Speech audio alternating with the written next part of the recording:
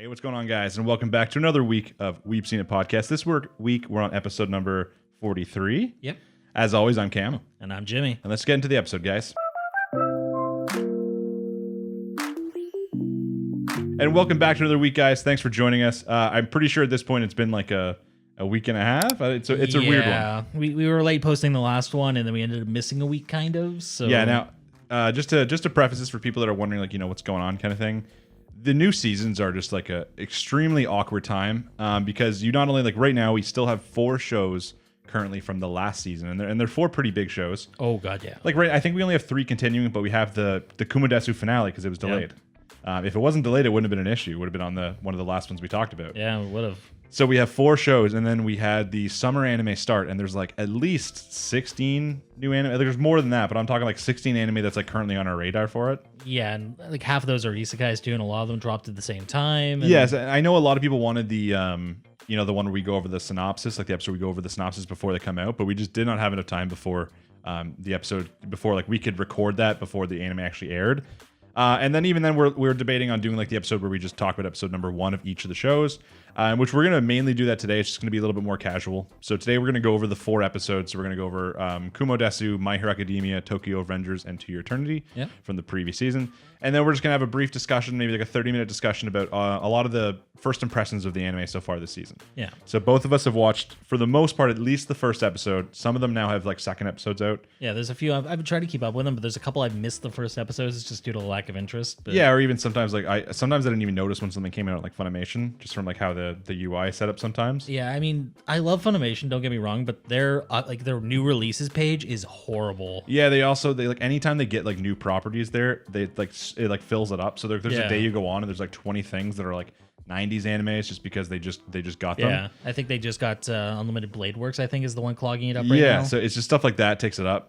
So it's going to be a little bit more casual. And then what we're going to be doing going forward is we kind of have a semi-list in our head. Of course, like we'd still really love to hear feedback from people as to which new anime that they've been enjoying that they think would be good enough for us to talk about. Not just in the sense of like, yeah, like there might be like a slice of life you think is like really, really good. But you also got to look at it as in like, is there enough stuff to talk about like weekly kind of thing? Yeah, we typically hone in on the plot side of things. Yeah, like in the last couple seasons, we've tried to diversify our picks a little bit more with like at least one slice of life. And I think this time we're going to try to do like 2 different rotation slots, if not 3 of like 3 different anime in each different rotation slot. So there might be like 3 isekais, and each week we talk about a different one of them, depending on which episode was better. There might be like 3 slice of lives, and each one we talk about, depending on which one's better kind of thing. That way we're covering more anime every single season, but without really running up the runtime. Yeah, because I think one of the problems, especially when we were doing with Horimiya and Quintessential, is there were weeks where nothing would happen in either. Yeah. And then there were weeks when something would happen in both. Or like we also had like weeks where there'd be like 3 weeks in a row where like one would be like far more like talk worthy than the other one. Yeah. So people just think that's kind of like the permanent one. Like, no, we're gonna go back to the other one eventually. Just like this is kind of how we do. We're just waiting for the arc to kick in. So it's gonna be far more casual. I know that means that like if there's an anime you're really loving, maybe it won't be one of the ones we cover every single week, because the ones we're doing every week are just 100% the most popular ones. Because we kind of have to go off what's popular. That's just how life works. But it means like there are other ones that we will be covering often, especially when the biggest episodes come out. And that way in the week, in the episode when we release it, you can say in the comments, hey, like next week, can you talk about this anime? Can you talk about this episode? I thought it was really good. And that way we can just kind of go in and casually do it. And it's not like not a big scheduling issue or anything like that. So that's kind of what we're thinking going forward. Of course, in this video, leave a comment down below as to what summer anime you want us to talk about. We're going to go through all or like most of the first episode impressions kind of thing at the end of the video. Yeah, because especially letting us know, because like last week I think we missed out on a couple. Like Shadow House was a big one that we ended up not talking about. Yeah, just because we didn't get that early start on it. So. Yeah, like Shadow House, I think we talked about the first episode in like one of our early impressions. We did like a really quick touch on it, but nothing. Even, like, I did not notice tons of people asking for Shadow House until the season was already really in. Like until it was almost at the end, everyone's like, "Hey, Shadow House." But like if we were in the first episode talking about it and everybody had commented like, "Oh, you guys should definitely talk about Shadow House" over and over again, it would have been something like, "Okay, this is popular early on. We should talk about it." Yeah, I think it's one of those ones that kind of built as it went. That was the problem, and it just wasn't on a radar. I think that this time too, like if you've been sticking around for it, because we're almost at a full year now of doing these, so we've almost went through a full cycle of seasons. I think that we're going to be way more willing this time to drop and pick up new shows. Like, yeah, there have been a few times where we've just kept going with the show, trudging through it. yeah, we felt like we had to because that's what like we signed up for. We picked that when we started. I think this time, if we're like 3 or 4 episodes in and a show's not entertaining us, we'll just drop it. Maybe we'll come back to it at some point if it gets better and we continue watching it. Yeah. Or if there's a show we're not watching and people are commenting a lot, we'll just pick that right up from where it is.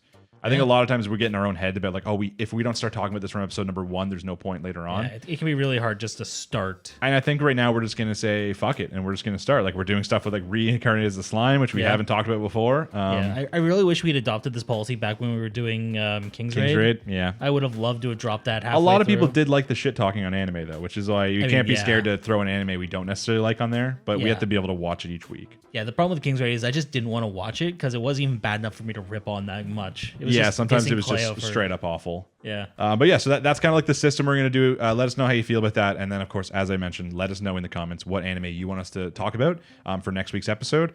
A lot of them will be either the second episodes of new animes or possibly even the third.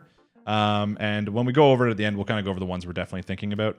But in this week, we're going to be starting off with the first 4 anime that have been kind of continuing from last season.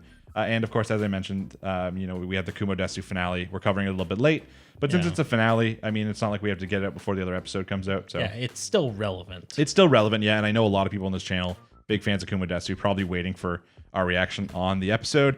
And with the delay, it just got a little bit delayed for us too. But before we get into all that, of course, we have to read out the comments of the week. So the question of the week last week is basically, what's the anime that you've seen dozens of times, the comfort anime you put on just to have something playing in the back?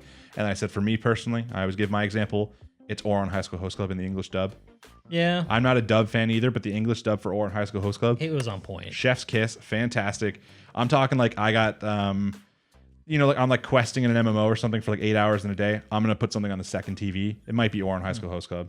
That or like History's Strongest Disciple Kenichi. It's also a banging anime. And I've probably seen both of those like 6 to 10 times. I know a lot of comments on here are just like, I don't do that. But we start off with Weebocrat, who said, I don't generally rewatch stuff, but I've watched Redline a whole bunch of times. Whenever I have a friend that hasn't seen it, I'm perfectly happy to watch it with them. Okay. So, I mean, that kind of makes sense. That's kind of the thing I'm talking about, where you're like, hey, like you introduce a friend to an anime, and you're not just like, hey, go watch this anime at home. You're like, hey, like, do you want to watch this anime? Like, it's good anime. Yeah. It is always a good selling point, like the I'm willing to watch this again part of it. I've done that with Monster multiple times. I'm like, I watched it with like my other friends, and then when I had a different friend who's kind of interested, I was like, hey, like, let's watch it together. Like, no, yeah, let's do it, man. I'm super down. I'm down to see that show as many times as I can. Yeah. You had Spongy Games 3 said, I don't rewatch shows ever. You know what, Spongy Games 3, I understand that we only have so much time in our lives, and some people, they're like, rewatching shows is a waste. But a lot of times I use the opportunity to rewatch shows as a kind of like a like I was mentioning earlier. It's more like I can't think of the word right now. Multitasking. It's more like a multitasking thing to me. If I'm going to do something anyways, and the thing I'm doing you don't need to pay tons of attention to. Some people do like art. I like play a lot of video games, stuff like that. I love having something like that on a second screen. Yeah. And by having something you've seen before, it takes less of your Yeah, it becomes more background noise than something you're actively watching. And sometimes it's just really nice. I really like it with like slice of life shows, like really low stakes, that kind of stuff. So I can't blame you, but I'd say every now and then you should try it if you just got nothing else going on and you're just chilling. It's never bad. Cheesecake Fornot says, at this point, Kumo Desu is probably the anime I have rewatched the most, just because I got all my friends into it and rewatched it again together with whomever I could convince. Other than that, Avatar: The Last Airbender, DBZ abridged by Team 4-Star, and Sword Art Online abridged by SWE, though none of those are technically anime. Okay, listen. We're not going to have the Avatar: The Last Airbender is not an anime talk, but I have also seen that and The Legend of Korra both dozens of times. Fantastic, great pick. Obviously, DBZ abridged, fantastic. It might not be an anime, but every anime fan, huge fan of it. Honestly, like any abridged series, I think is worth watching more than once. Yeah, especially if you get some of those short ones, like when they did like the Digimon abridged, or I've watched that one probably Hellsing abridged. Like those, like they're such low time needed to go through them that they are very funny. So if anyone's out there and you're watching this and you haven't watched some of those abridged series, go check them out. They're really fun. Thanks for the suggestion, Cheesecake Fornot. Next, we have our boy M, and he said, I rewatch stuff very rarely. I think the only anime that I watched about 3 to 4 times now is MM! Exclamation point. I don't even know what that is. Oh, I know that. It's the one with the masochist main character and the like midget blonde. Like the one where they get like put into like a place and she has to like escape. Like what? What? Okay, I don't know, but they said No, it's a blonde with the big ribbon. Yeah. Okay, well, it's the funny part is that the next line is it's complicated to explain. Pure degeneracy in form of a show. Yeah, that it's not complicated. As someone who's watched it multiple times myself, I get it. Okay, I'm gonna have to look this up at some point just so I can understand. But I do like how Jimmy's trying to explain it to me, and the next line is it's complicated to explain. Yeah, trying to explain the show alone is very weird. So yeah, I mean, either way, I'm glad you like rewatching it. I know you said you don't rewatch things often. As I said, I just find it kind of like a relaxing thing to do. Yeah. The next one is by George Cosman. You know what? George has been around forever, and I don't think I've seen him comment recently. So hey, George, what's going on? I used to rewatch my favorite anime until I could basically recite what comes next, so I would stop because it would be too boring. Now I think enough time has passed that I could rewatch them again, but I want to spend time to watch older classics I ignored until now. I still do get the itch when I see a clip of picture and nostalgic. Or sometimes when I'm really depressed, I watch an episode or two of Dragon Maid, but thankfully that hasn't happened recently. As an exception, I'm rewatching Symphogear while working out because I haven't had many other anime that are as hype.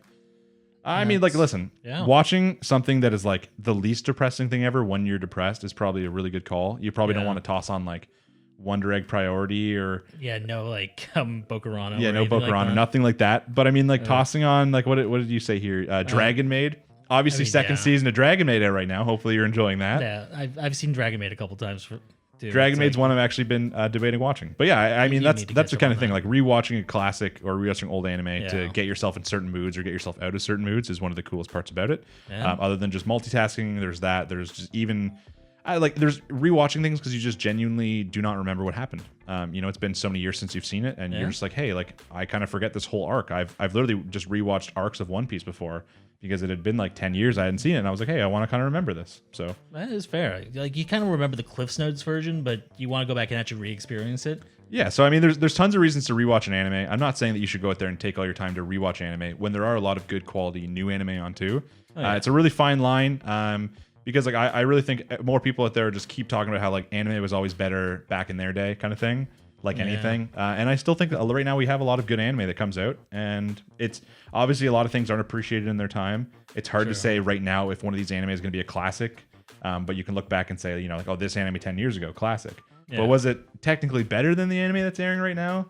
Like I think anime quality wise for the most part gets better and better. Yeah. I just think right now we're stuck in a couple genres. They're definitely going to some fallbacks here. Yeah. But there are always going to be those classics that kind of pioneered the way that are always going to stand out. Yeah, and I think that we're going to have a lot come out in the next couple of years. I think recently a lot of stuff like in the past 3 or 4 years with Netflix original anime has been really big with blending in like two different communities. One of the most recent ones I can think of is the Great Pretender. Yeah. Which not only like mixes in, it's because it's like an anime, but it takes place in like LA, like a Western place, and you even had the languages swap like in the episode kind of thing. I think that kind of stuff's really cool, blending in a different group of people. Yeah, it's becoming more mainstream. It's not quite. It's basically like 10 years ago. Okay, maybe not 10 years ago now. I keep thinking I'm like 18.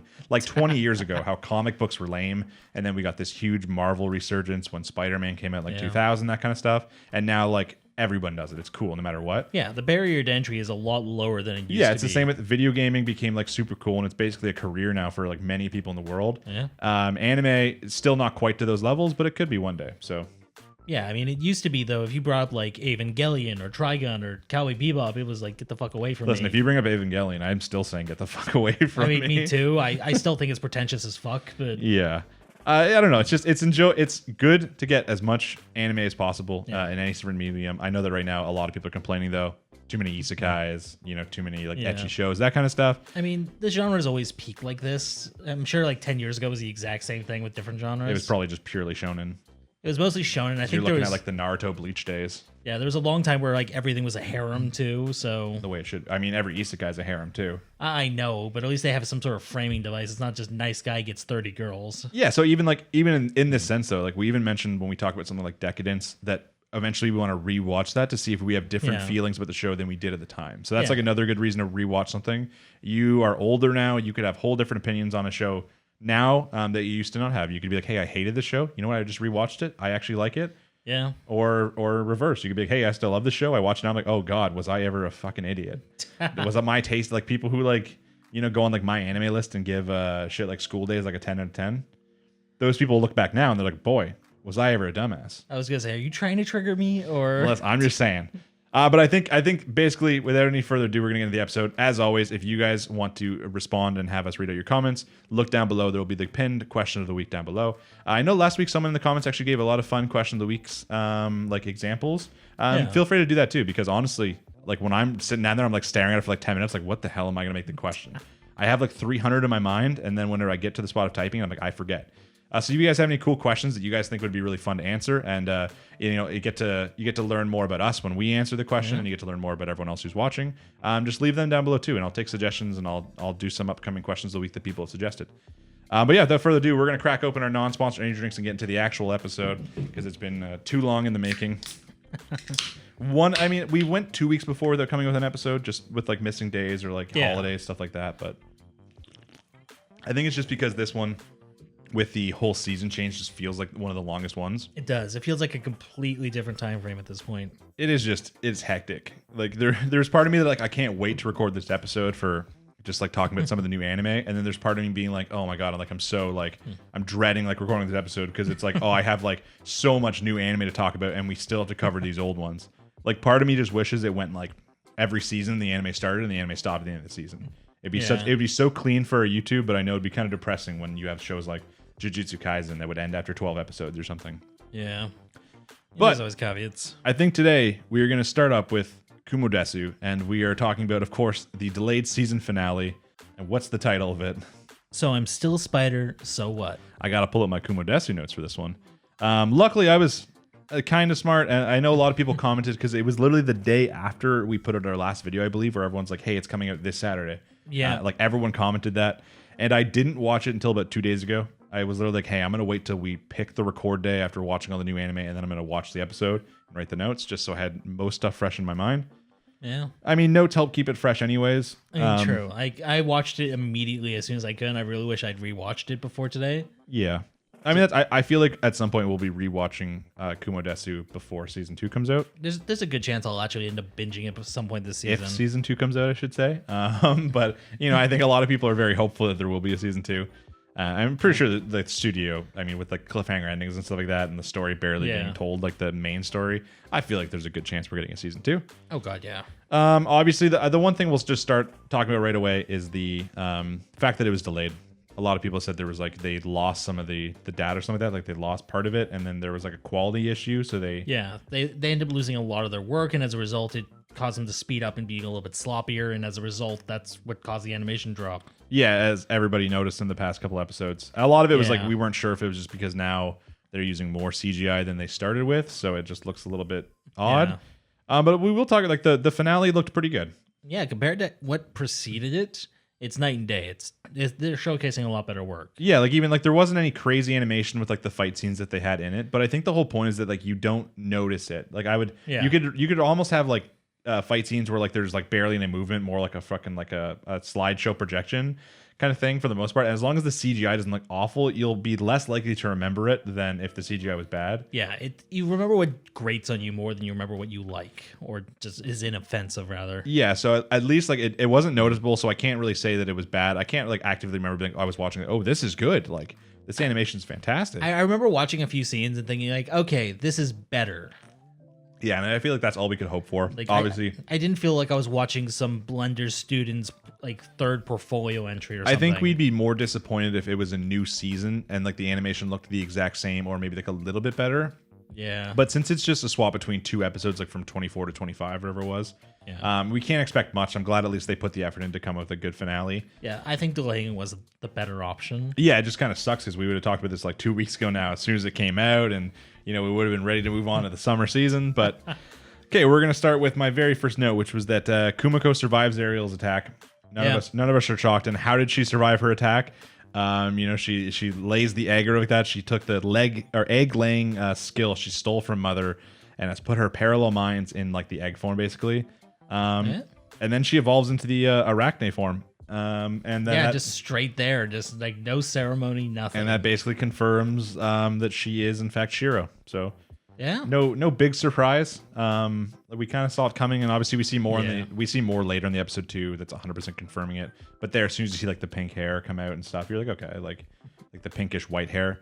We're like, okay, makes sense. The parallel mind thing with the eggs, that also fully checks out. Yeah, just going straight into the vestiges of nightmare. It makes sense too, because all of those spiders just go and leave, and she's like, oh, like, do good, my children, kind of thing. Yeah, try and survive. She just gives them some food. And... yeah, so those will be like those will be the ones that we see later, kind of thing. It makes sense. There's not like an unlimited amount of them, but they're there at least. Yeah, I'm kind of curious. Do you think they evolved at all after that, or if they? I feel like they did, because I mean, maybe not like to the same extent as her, obviously, but it had been like at this point it'll be like 15 years, I'm sure, just by fighting regular monsters in there, because they looked bigger when we see them with like Shun and stuff, and they're. Yeah, I was just curious if that was like the normal like growth over 15 years for this, because we didn't really see Kumiko like last that long in that form. No, like we never see her last long in any form. But they were like, one of them was bigger, right? Like there was one that was evolved. Large, but is that just like the normal size for that species, or is that? I feel like they don't just grow. I feel like they evolve, and that's what makes them grow, kind of situation. I mean, we've seen humans though. I guess humans don't evolve. That's it. Humans don't evolve, but monsters do evolve. So I don't know if they actually grow as well.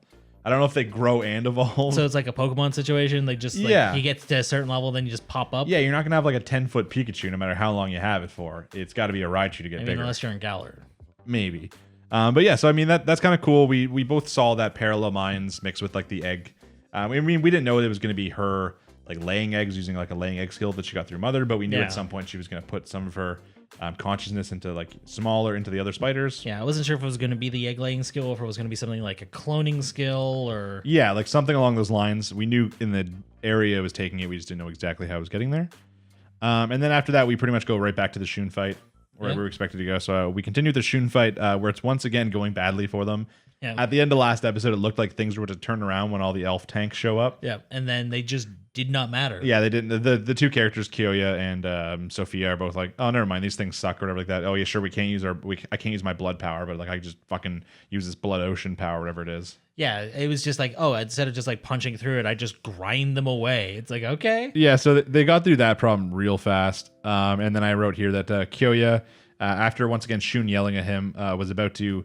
I just think he was going to knock out Shun. Yeah, it was going to be non-lethal. He just said like, oh, I'm going to put you to sleep, or it's time for you to rest, or something like that. Yeah, because he was under order specifically not to kill. Yeah, so it was going to be like a non-lethal knockout. And then what's his maid's name? Oh, I can't.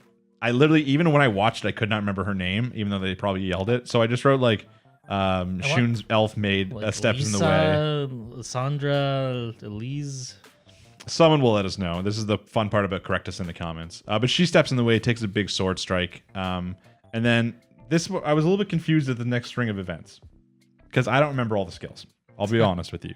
So Shun uses the skill Mercy, which saves her, but also levels his taboo up to 10. Yeah. So Mercy's the skill he used on. Oh God, what's her name? The redhead. Oh, okay. Which one? Guy who's a girl. Katya? Whatever her That's name is? it. Yeah, he used it on Katya when she was mind controlled, and that brought her back and stopped her dying after he took her down. Yeah, but how does it work exactly, and why is it taboo? I'm guessing it's just like an anti-death skill. Like as long as you're not dead, it heals you. But I feel like, is that really taboo? I mean, depending on how you argue, you could argue like necromancy. I feel like there's probably more to it that obviously the show hasn't specified yet. It's not like they took the time to really explain it here while it happened. It was just like, hey, he used Mercy. Taboo went to level 10. Yeah, because we don't even know technically what taboo means. We just know it means you did something you're not supposed to. Yeah, and we know what happens when you hit your taboo to 10. Yeah, so he had his little... it literally said, I believe it said installing. Yeah, it installs into the information.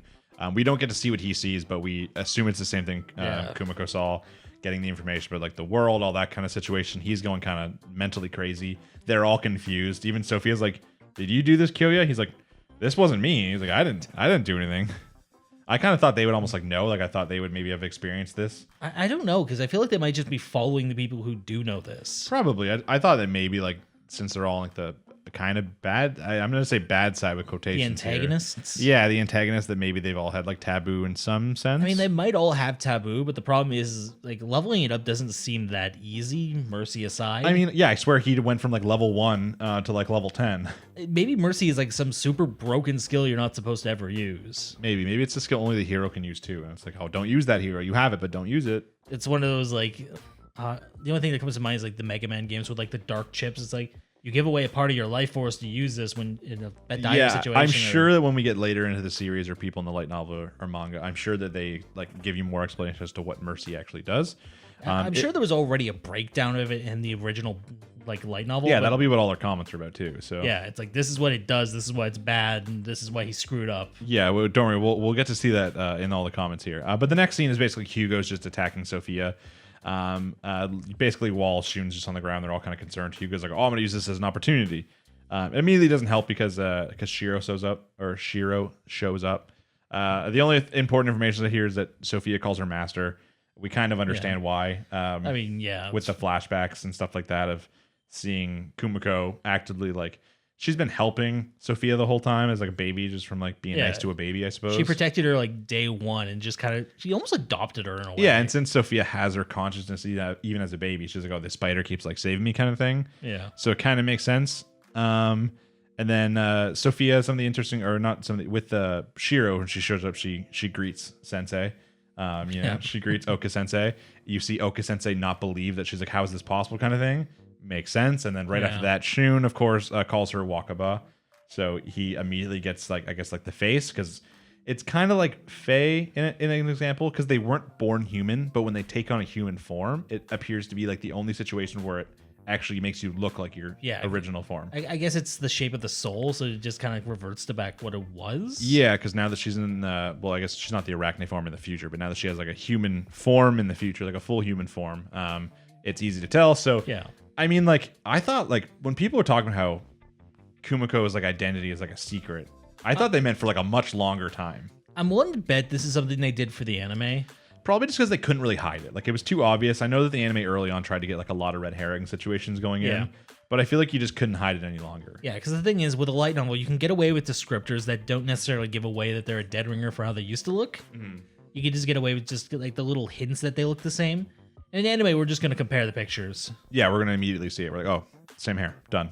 It's not even that. Like, oh, look, the eyes are the same. Like, yeah, like as soon as we saw that character, a lot of us were like, oh, okay, there you go. Could be here.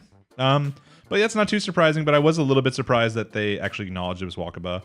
Now, there wasn't 100% confirmation. It could not be, but... I mean, doubling down's always a good option, too. So... Yeah. After that, though, I think up until the end. So that is the end of Shun's... I'm pretty sure the end of what we see for Shun. Like, I even in my notes, was there anything else? Was that the last we see from Shun's perspective? I think it was. Because I think the next scene we see I think takes place before the battle that goes on. Because the last scene I think is Shiro and, yeah. Because was this the episode where we got to see her actually become we saw her become the Arachne. We saw the whole thing in the mansion was, like Sophia and all that. Yeah. So. Yeah, I think that was actually the last scene we see with Shun. Yeah. So that's kind of a weird place to leave off for the season. I thought they'd have a little bit more wrap up there, but he basically just passed out from the installation, right? So yeah, but like we didn't see them like take him away and be like, oh, we have to leave now. Like we know that when we continue season 2, this battle to go kill like Potimas and the Elf Village is still gonna be going on. That's like we know at this point from everything we're about to talk about that that's one of the main points. True. I mean, before this, they did establish that their plan was to run if things got bad. Mm-hmm. I think the hero being unconscious on the ground and fighting opponents you can't defeat, it kind of constitutes that. I would agree. And now that you got to remember too, now that Shun is going to have Taboo level 10, you got the information installed. He sees what destroys the world. Yeah. And he might be able to put 2 and 2 together and be like, oh wait, we are on maybe the wrong side of this. Okay, Elf is bad. Let's change sides. But yeah, we go back into Kumiko. She's chilling after all of her situation and not being dead. And of course, she decides like, hey, I wonder what's going on with Sophia and that war I just completely left. So she checks in with her like telepathy, finds out that elves are just up to elf shit again. So the war's going badly. The whole city's kind of like destroyed. And then she checks in with Sophia and there's elves about to break in and then kill her again. And she's like, oh, for fuck's sakes. Like, how many times am I going to have to deal with elves? Like, how have they not gotten better locks on these windows yet? These elves come in the same way every single time. I mean, I feel like the locks are just good locksmiths. Or like lockpicks. Maybe they don't even bother. Like, elves are going to come in one way or the other. Like, we might as well just let them right in. But I literally shortened this next part down so much. So she teleports there right in time. And then, she has an epic battle with Potimas, is all I wrote before Ariel shows up. Yeah. So I'd love to describe it more for you, but for the most part, it was combat. It was combat. She is in her arachne form, so she's a little bit awkward because she has a much bigger, also a much weirder body than she's used to. Yeah, like it's not nearly as quick as she used to be in regard, like just proportionately. Not to mention with the fight, Potimos also puts an anti-magic shield, which stops her from using magic. And magic is one of the main ways she survives. Yeah, which I just want to note, that's kind of bullshit. Like he just is able to like project anti-magic everywhere. Yeah, I mean a little bit hacking, but then we also find out more stuff as she fights him where she like hits him. She's like, oh, is he wearing armor or something? Nah, he's literally a fucking Terminator elf.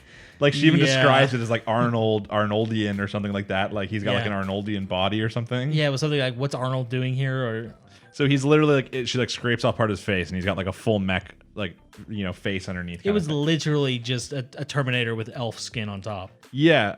So like that was one thing where like, oh, okay. Like, I guess this kind of lines up with the tanks we saw them use. And yeah, my curiosity is this like just like a post-apocalyptic world where magic became a thing? Maybe. And like magic's not even magic, it's just like nano machines or some bullshit like that. I mean, we always know there's some weird technology to play with the administrators and that kind of stuff. But yeah, it's a little bit weird seeing Potimos Terminator. But after they're fighting for a little bit, it's kind of looking relatively bad for Kumiko. She can dodge for the most part, but she's not really able to go on the defensive because she's still not used to like her body. And like especially with the anti-magic field, like some of her magic, like her inner magic, is still working. Yeah, basically anything that's internal or is not directly targeted, I think works. Yeah, but either way, she's having a hard time. And as she's having a hard time, who should smash through the building but Ariel with an extremely Kumiko entrance. Yeah, straight magical girl entrance, straight face, everything. This body brain has infected her so fast. She's like barely, the only time she actually has her original personality is when she like addresses Potimos for like a second. And she's like pissed.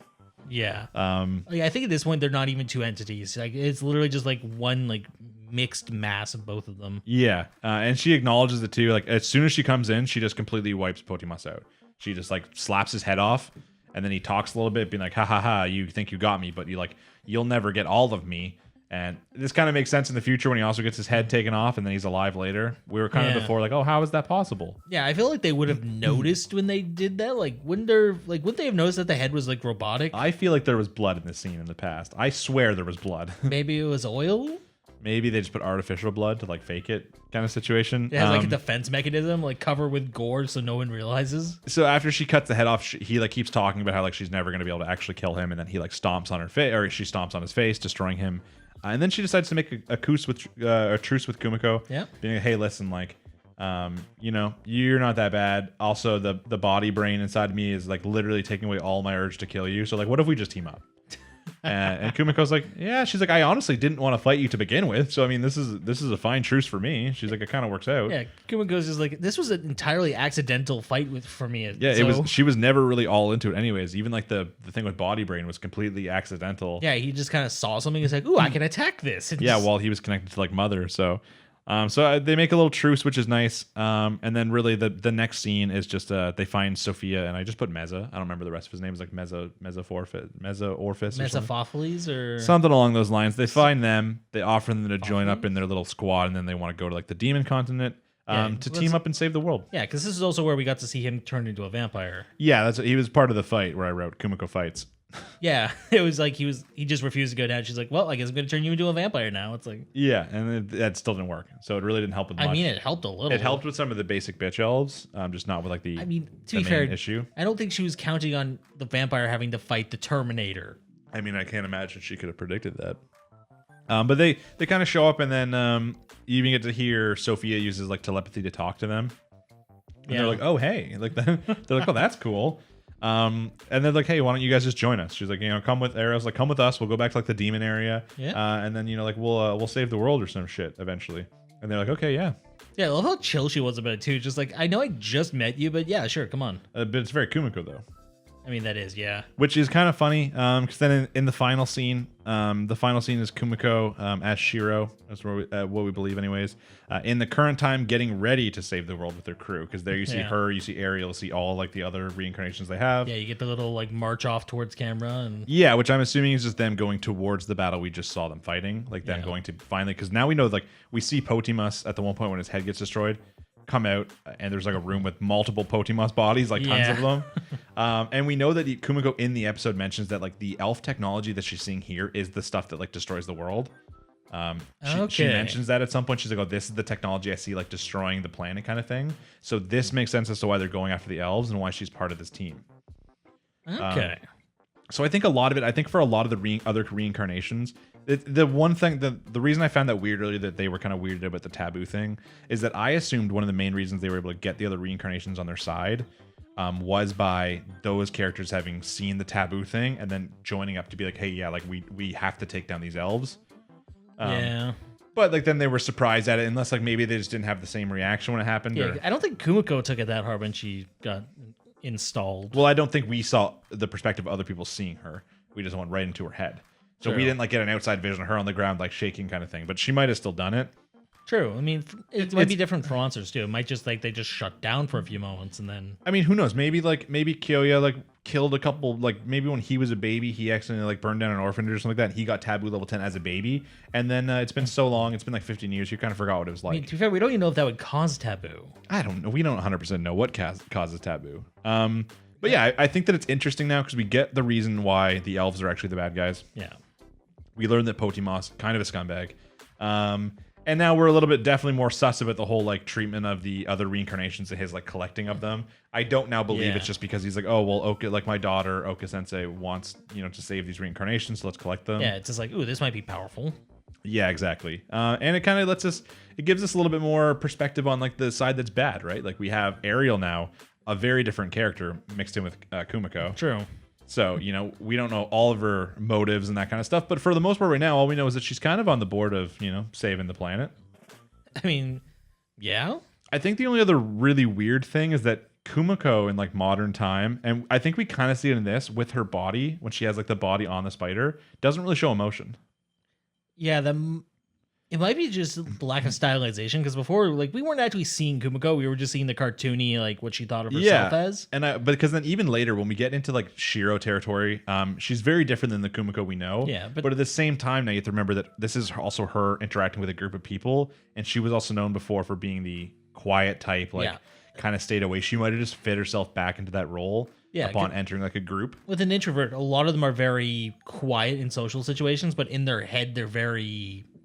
not outgoing, but almost loud. And since we're not seeing, every time we've seen Shiro, like any other time in the show or any time in the current timeline, we're not seeing it from her perspective. Yeah. So we're not hearing the internal monologue. So she seems very quiet, like, right. But I feel like when we get into like future seasons, we're going to see still the same thing, the very loud Kumiko, just with the soft exterior. Yeah, we're just going to get her like mouthing off a lot in her head as opposed to... Yeah, but like the face probably won't make a big change. Like not a lot of emotion shown. But yeah, I just found that interesting anyways. It almost looks like Ariel absorbed all the Kumiko personality because her personality all like shows out as being the same thing. But because I mean, we also have to remember like it was the parallel minds that were put into the other bodies, right? Mm-hmm. Does that mean technically the original Kumiko's gone? We have like Magic Brain or like Magic Brain 2? I feel like she's still gonna have all those parallel minds in her as well. I feel like she just broke off like pieces, or maybe she made more or something. Like, true, I guess we didn't really get a confirmation in the episode because we don't see any of those other brains show up at any point. Yeah, that's something that they'll probably go into later. Probably. I think they just had to focus a lot on getting some of the story wrapped up. I just feel it's going to be a very weird spot when we get to season 2 and we have to continue from the same battle. I think it's not even going to pick up from the battle. It's going to be that they fled and the elves are like losing the battle at that point. But that's a good thing for us. We want the elves to lose the but Potimos is just going to bugger off with his crew, and then... I feel like he's going to use the reincarnation somehow. I mean, he might have them as shock troops.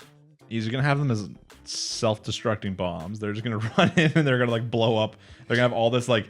the N1 any % thing that's inside of them, he's just gonna like somehow self-destruct it, and it's gonna like create like massive explosions. That's my prediction right there. Hot take. Okay. But yeah, so like interesting finale. The fights were much better done. I like that we finally got some closure on who Kumiko is when it comes to like Wakaba, and when it comes to Shiro in the future. We finally got the full mixing up between her and Ariel, like knowing how we get some in the future, and we know the plot as to like what they're trying to do. Like how is Kumiko going to solve this save the world thing that's been at play since early on? And right now it's via taking out the elves because they have this technology that appears to be like what in at least in the vision Kumiko shown, like what's going to be the destruction. Yeah, the only problem is we don't know if the elves created this tech or if they're just being given it or if they found it or... Yeah, we don't really know much about like the rest of the world. Like we see some parts from like Shun's kingdom. We see a little bit like Hugo's perspective from where he comes from. And then we see like the elf territory, and that's mainly it. Yeah. So there's a lot of stuff we don't know still, as always, with Kumo Desu. Interesting finale, though, was good. I liked that they took the time to fix it up a little bit. Didn't have any complaints watching it. Yeah. And they actually answered a lot of questions, which is like we were unsure when we went in. We're like, hey, Kumiko is really good, or Kumo Desu is really good for like answering one question and then asking 3 more kind of thing. And like there are questions we could find and ask from this episode, but I feel like they did do a good job at actually answering a lot of the ones first. And I feel like a lot of times when we go into season 2, then we'll be given a lot of new questions to ask then, especially when it comes to like what side is Shun going to pick now that he might know the truth. It's like, yes, maybe now he knows that like they're actually trying to save the world, but it's still the group of people that killed your brother. So yeah, that is probably going to be his big sticking point. Yeah, and it's hard to just change your whole perspective on life in like a second, even if you have that kind of information. Yeah, like imagine when he finds out it was Walkabout. Yeah, I mean, like it's not like he had any big connection to her. It's just because that's the only character we've really seen talk to her in the previous life, and just like briefly. Yeah. I don't know. Like it'll be interesting to see that kind of stuff if he has any more interactions with the whole crew. But we'll have to wait to season 2 to find out. True. As always, guys, if you enjoyed Kumo Desu, especially now that the whole season's wrapped up, make sure to leave a comment about it down below. And if you watched all of Kumo Desu with us, be sure to check out in the summer anime lineup, see if there's anything else you like. I know there's a lot of new isekai seasons, new isekai series, and there's also stuff like Reincarnated as a Slime. I know some people hate when you make the comparison, but I mean, sometimes you just have to make the comparison. Yeah. They have a similar starting point, at least. Yeah. So if there's just something that you think this season is kind of close to Kumo Desu, you can kind of follow along with us on that. And if not, I'm sure when Kumo Desu season 2 does get announced, we'll probably make a video on it, or when they actually do come out with another season, we'll be talking about that season. So just keep an eye out. And we will be talking about Kumo Desu again one day, hopefully. And that's about all we can say for now because we've heard nothing else. Next up on the list, of course, is My Hero Academia, and I believe it's episode number 103. Yep. One thing at a time. Okay, let's talk about the weird thing first. I swear to God, everywhere I read said they were taking a break. Said they were taking a season break and coming back. I don't know what to tell you, man. Maybe it's starting now. Because someone in the comments did say, they're like, hey, where'd you find out the information? Because I haven't seen anything about it. And I literally just Googled My Hero Academia season 5. And someone's like, yeah, after episode number 13 or whatever it is, they're taking a 3-month break and coming back in the fall. And I'm like, or they're coming back in the fall. And I was like, okay, like I suppose like it kind of makes sense like with where they are before they start this next arc. Either way, they took a 1-week break. Or did they take a 1-week break? I mean, they might as well with the Christmas episode, but yeah, either way, we came back like this week, a couple days ago on this Saturday, and we got the new episode, and it's mainly just them training with Endeavor. Yeah. It still seems like a lot of setup. We said the same thing with the last episode, and so far it all seems like a lot of setup to get us into the next arc. Yeah, we got a little bit from Hawks just going over like why he's able to get this information, why they aren't able to like suss him out as being like eavesdropping on them. Yeah, like it pretty much comes down to like 2 perspectives. You're really seeing Hawks once again. He's figuring out more about the whole situation. In 4 months from now, there's the plan. Yeah. We see him at the table discussing with like the League of Villains, where you see a lot of the normal characters show up. You of course don't see Shigaraki there. They do mention him at one point, but you don't actually see him at the table. Yeah, they do mention another character named Destro. Mm-hmm. And I don't know if we've met him. I think he's mentioned like as the author of that book that he's passing around. Okay, so he might be like one of the villains of this arc kind of thing. I still believe that we're gonna have something to do with whoever's making these this hero tech stuff, because they've given us multiple hints about that as well. Yeah, it's definitely gonna be tied to it. I don't know if they're gonna be main or if they're just gonna be like a supporting role. They could be like setting up something to give hero tech to like this Liberation Army when they eventually come out, if that's a thing. True. So we see Hawks dealing with that. We see more about him passing along the information to Endeavor. And then after that, the rest episode is we just see one of the big things that Hawks even like hinted at to Endeavor is that we have to rely on the next gen like a lot kind of thing. Yeah. And that's where he's like, fine, I will train all 3 of these kids, not just Shoto. So he's like, fine. He's like, oh, and like he does a good job. Like he comes in, he starts off being like, hey, like, what are your strengths or whatever? Like, what are you trying to accomplish with this? And Deku's like, oh, I want to, like, he's trying to explain it without like being too, I don't know, like accurate, because even like you see Deku kind of getting mad as he tries to explain it. Because he's like, oh, I worked really hard to develop all these powers and get my percentage up, and then I kind of developed a new power as well. Yeah, it was an extension of his power. He's like, look, I can do this, and he just like shoots at the little like black. Yeah, and he basically explains how he wants to do the same thing. How he wants to, just like how he slowly raised up his full cowling to like 20%. He wants to slowly raise this one up, and Endeavor's like, just like be better. He's like, just do them all at one time. He's like, you do it so much that it becomes second nature. He's like, do you think about when you drive about like, I don't know why he used a driving. I think it was just because there's so many things you do in parallel, right? Yeah, I know. You're always checking your mirrors. Yeah, I'm not saying that that's a bad example, but he's talking to kids who don't drive. I mean, I don't think it was meant to be specifically like this is like you know what it's like to drive, right? Yeah, it's He's basically saying, like, this guy's doing all these different things. Yeah, you're doing all of them in tandem without having to individually think about each thing you're doing, and it's kind of that situation. Deku's like, okay, like he discusses with like Bakugo again, like kind of like what he wants to get done, and of course with Shoto. Well, actually, he doesn't actually ask Todoroki. He like starts walking away, and Todoroki's like, hey, don't you want to know about me? And he's like, sure. And he's like, fuck you, dad. He's like, yeah, he's basically like, I'm not here to learn from my dad. I'm here to learn from Endeavor. Yeah, and then Endeavor's like thinking back to like when like the nice things he kind of said a few days ago. He's like, this is still gonna take some work. God damn it! Like I thought I was done with this. Yeah, like Todoroki's very distinctly separating Endeavor, the hero, from his dad. Yeah.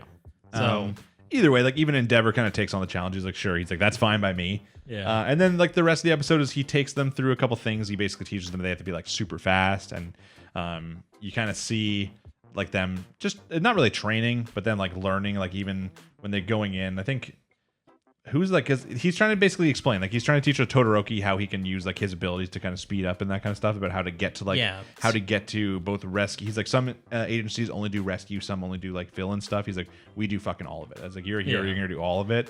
So he's like basically trying to teach them how to get to like the scene as fast as possible, how to take specific routes to avoid like very busy like areas. He's like just doing things so naturally, and they're kind of like picking up on it. They're like, oh yeah, he specifically went this way because it avoids this place that's like super busy kind of thing. Like, yeah, it was specifically to like drive the villain away from the busy highway so that he can easily deal with them without causing massive amounts of damage or chaos.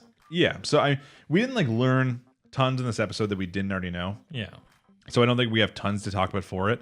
A lot of it is once again set up, and it's just kind of showing that like now they need to learn from Endeavor, the number one hero, before they're ready to move on to whatever this next arc is. Because as Hawk kind of mentioned, like the future heroes are kind of are really important here.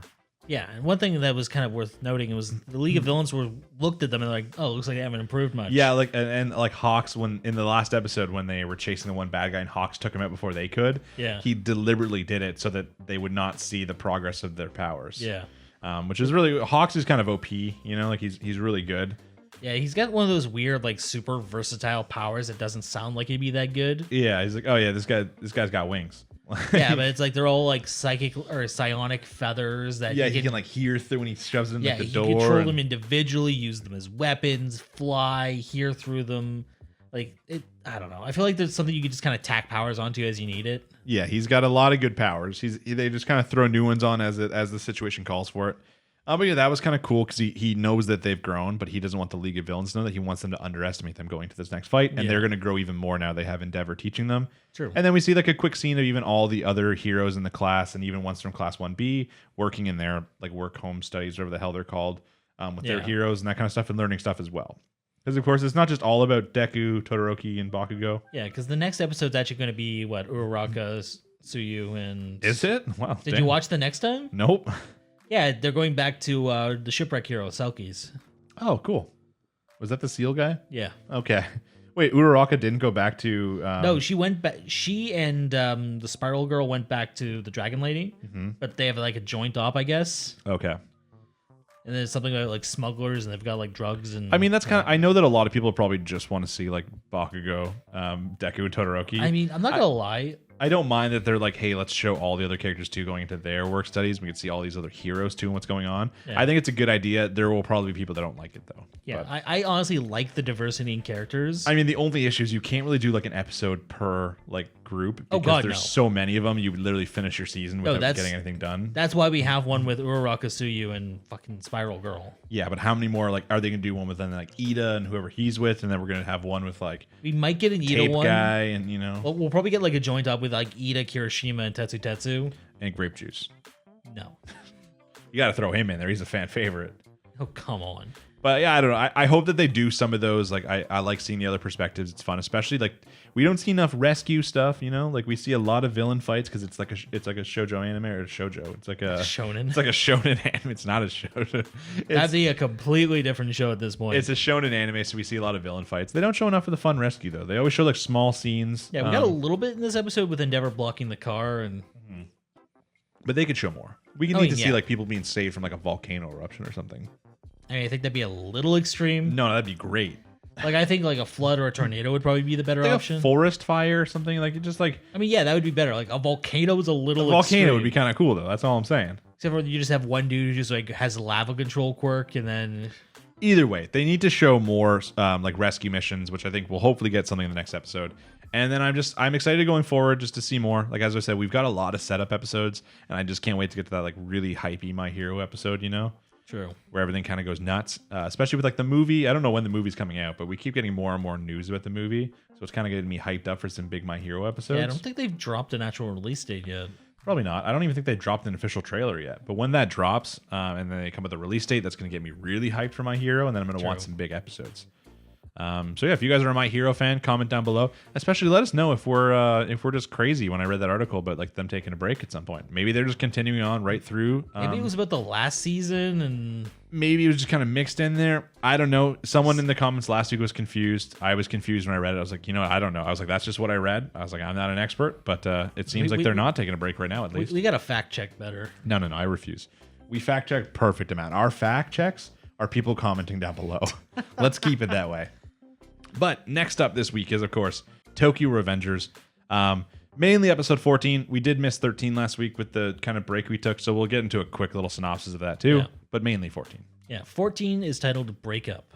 Yeah, so episode number 13, for the most part, it's just kind of, it's sad. It's important, but it's just kind of, Takemichi at, what's her face? What, Hina?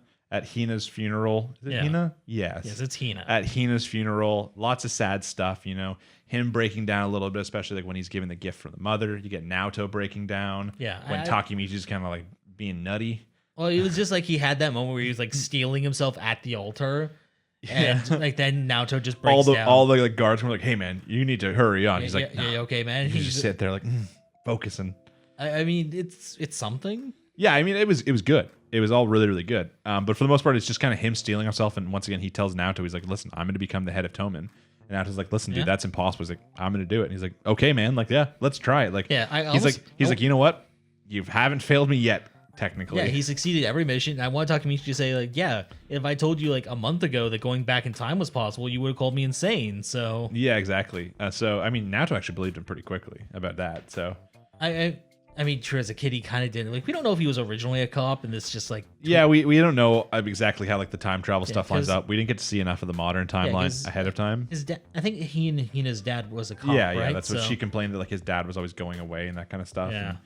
But yeah, so we see, they give the handshake, and then at the end, we pretty much just end up with Takemichi in the bath with Mikey and Draken. Yeah. And he's like, "Oh shit, this is a weird place to come in." And you're just getting a lot of like fun hijinks again between like Draken and Mikey fighting again. Yeah. Something flies and lands on Takemichi's head. It makes them laugh, remembering the good old poop day. And then as they like go, they're like, "Oh, it's time to leave Takemichi." And he's like, "Where are we going?" They're like, "Oh, it's time to go welcome in the new captain of like the 3rd division." And he's like, "Oh," and that's like where the episode ends. Yeah.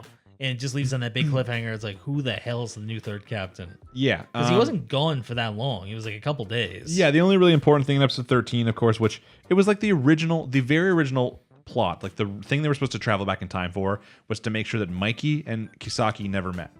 And then after they found out that Draken gets killed, they're like, fuck that whole plot line we had before. Now it's actually to make sure Draken doesn't die. If you make sure Draken doesn't die, we're golden. No problem. I mean, the idea was basically Draken is Mikey's heart, therefore he stops Kisaki corrupting him. Yeah, but it's just, to me, still sounds like you're going to have like a devil on the shoulder, an angel on the shoulder, and the person going to be very conflicted. I mean, instead just getting rid of the devil on the shoulder. I mean, it's still better to have a devil and an angel than to have just a devil. Listen, can we just talk about Takemichi should just kill Kisaki?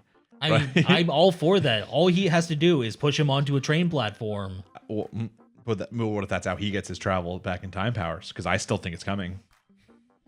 Either way, we see that he knows again. This time his plan is to be the head of Tomen, and also Kisaki's a dick.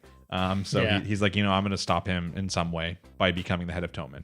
He's like, I'm going to start by becoming. He's like, you know what? There's an empty spot right now in the captains. He's like, I'm going to start by becoming the captain of the 3rd division. Yeah, Nice. Set himself decently low. He obviously sucks far more than other captains, but he at least does have this like. He's got like the hype right now because he just saved Draken. He helped Mikey out. He's got some tenacity to him too. Like he got stabbed through the hand and he kept fighting. And yeah, right. He's got a little bit of respect now from some of the crews we've seen, so he has a slight chance. So when the episode finishes and he's like, oh, we have to go welcome the new captain, there are 2 people through my mind who the captain could have been. Yeah. One was it was going to be Takemichi and just been like, hey, like, you're the new captain. It's like, we went over this, dude. And Why he would, don't you remember it? dude, we went over this like 5 times. Like, what do you, come on, how do you not remember? It was 10 minutes ago. Or the other option was that it was going to be Kisaki, because we know he has to join Toman at some point. Yeah. The only downside of that is like we really don't know how much time has passed between like when Takemichi went back this time. Probably a couple weeks based off like the whole he went back, he met Hina, she died, wait for the funeral, that kind of stuff. Could be a couple days, could be a week. Either way, we don't know how much time, so we don't know what's happened in between. But like it just seems like we don't know Kisaki at all, and I felt it would be a little bit of a stretch for him to be the one that just instantly comes in. Yeah, it just rolls up and it's like, by the way. Yeah, but as we learn when we get into the next episode, in episode number 14, he literally just rolls up and he's like, by the way. And and Mikey's like, hey guys, welcome like the new captain. It's this guy, it's Kisaki. And he just kind of, he rolls up. Takemichi immediately recognizes him before actually hearing his name. He's like, oh, he's like, why do I get like a feeling about that guy? He's like, Yeah, because he did bump into him once. He didn't actually confront him. Yeah. But If you've ever bumped into someone on the street, what are the odds you remember their face? I don't know. It's like that deja vu. I guess he just had like a feeling, like there's something mystical the dude going on. looked really evil when he walked by him. So. He did look a lot less evil for the most part in this episode. Well, I mean, he had to dress himself up so he didn't like come off as a complete dick. I guess. But even as he comes up and Mikey explains like, hey, this is the new captain, everyone in the audience is getting pissed. They're like, hey, isn't that guy like with Mobius? And then Mikey's like, listen, guys, he's like, I understand that we don't really know him very well. And he was with Mobius before. He's like, but now we're going against Valhalla. He's like, we need some big firepower on our side, and Kisaki's really good. He's like, that's all that matters. And then, Takemichi's just in his mind thinking about the fact that his girlfriend's super going to die and it's all this guy's fault. And he just can't control himself. He just walks up and he punches him in the face. Yeah, which I honestly want to note, that was probably the most I've respected Takemichi. Because we knew he was going to do something stupid. Yeah, I'm okay with that stupid, though. Yeah, that's like okay, I get it. You earned this. So he walks up, he punches him in the face, and everyone's like, what the fuck? That's the new captain. Like, you're not even a part of Toman officially, kind of thing. You can't just walk up and punch that guy. So, like, even all the commanders are coming up like, what are you doing, idiot? And they're all like, and then, of course, we have, what's his name? I did not write down his name. Oh, my God. People love him, too. He's a fan favorite. Everyone's going to be so mad at me. It starts with a B. Bias? Bahi? Bahi, that's something like that. Bahas? I think it's Bahi. I feel like it's Bahi, like Bahi. Yeah. Something like that. He walks up and everyone's like, hey, you're not even supposed to be here, man. Like, you weren't allowed to come to these meetings. And he's just like, hey, look at this guy, just punched that guy. And then he just starts beating the shit out of Takemichi. Yeah, I guess maybe there's a rule in Toman if you throw the first punch, it's like free game or something. I mean, even people come and stop him. They're like, hey, stop doing that. Like, well, he was gonna murk it. Like Takemichi was not gonna get away from that. No, but I'm gonna admit something here. Takemichi took multiple punches from him and it didn't do anything to him, really. Like, gave him a couple bruises, but like we'll get into this after because someone else only took one punch.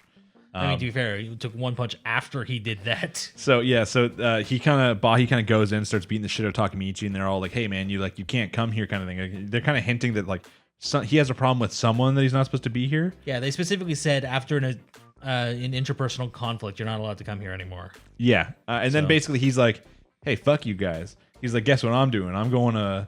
He's going to Valhalla. Yeah, he's just giving them the finger as he like walks out. He like. Yeah. And then they're all like, hey, dude, like, don't do that. And he's like, bye, guys. Yeah, just super chill. Just like, I'm surprised they let him go.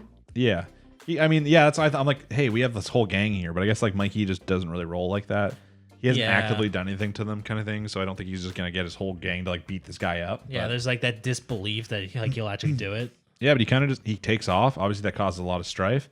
And then, like, Kisaki, like, looks at Takemichi and he's like, hey, like, your face or your gut? And he's like, huh? And he's like, pick one, your face or your gut. And Takemichi's like, gut, I suppose. And then he just fucking clocks him right in the face. Yeah. And he's like, you just tensed your gut, didn't you?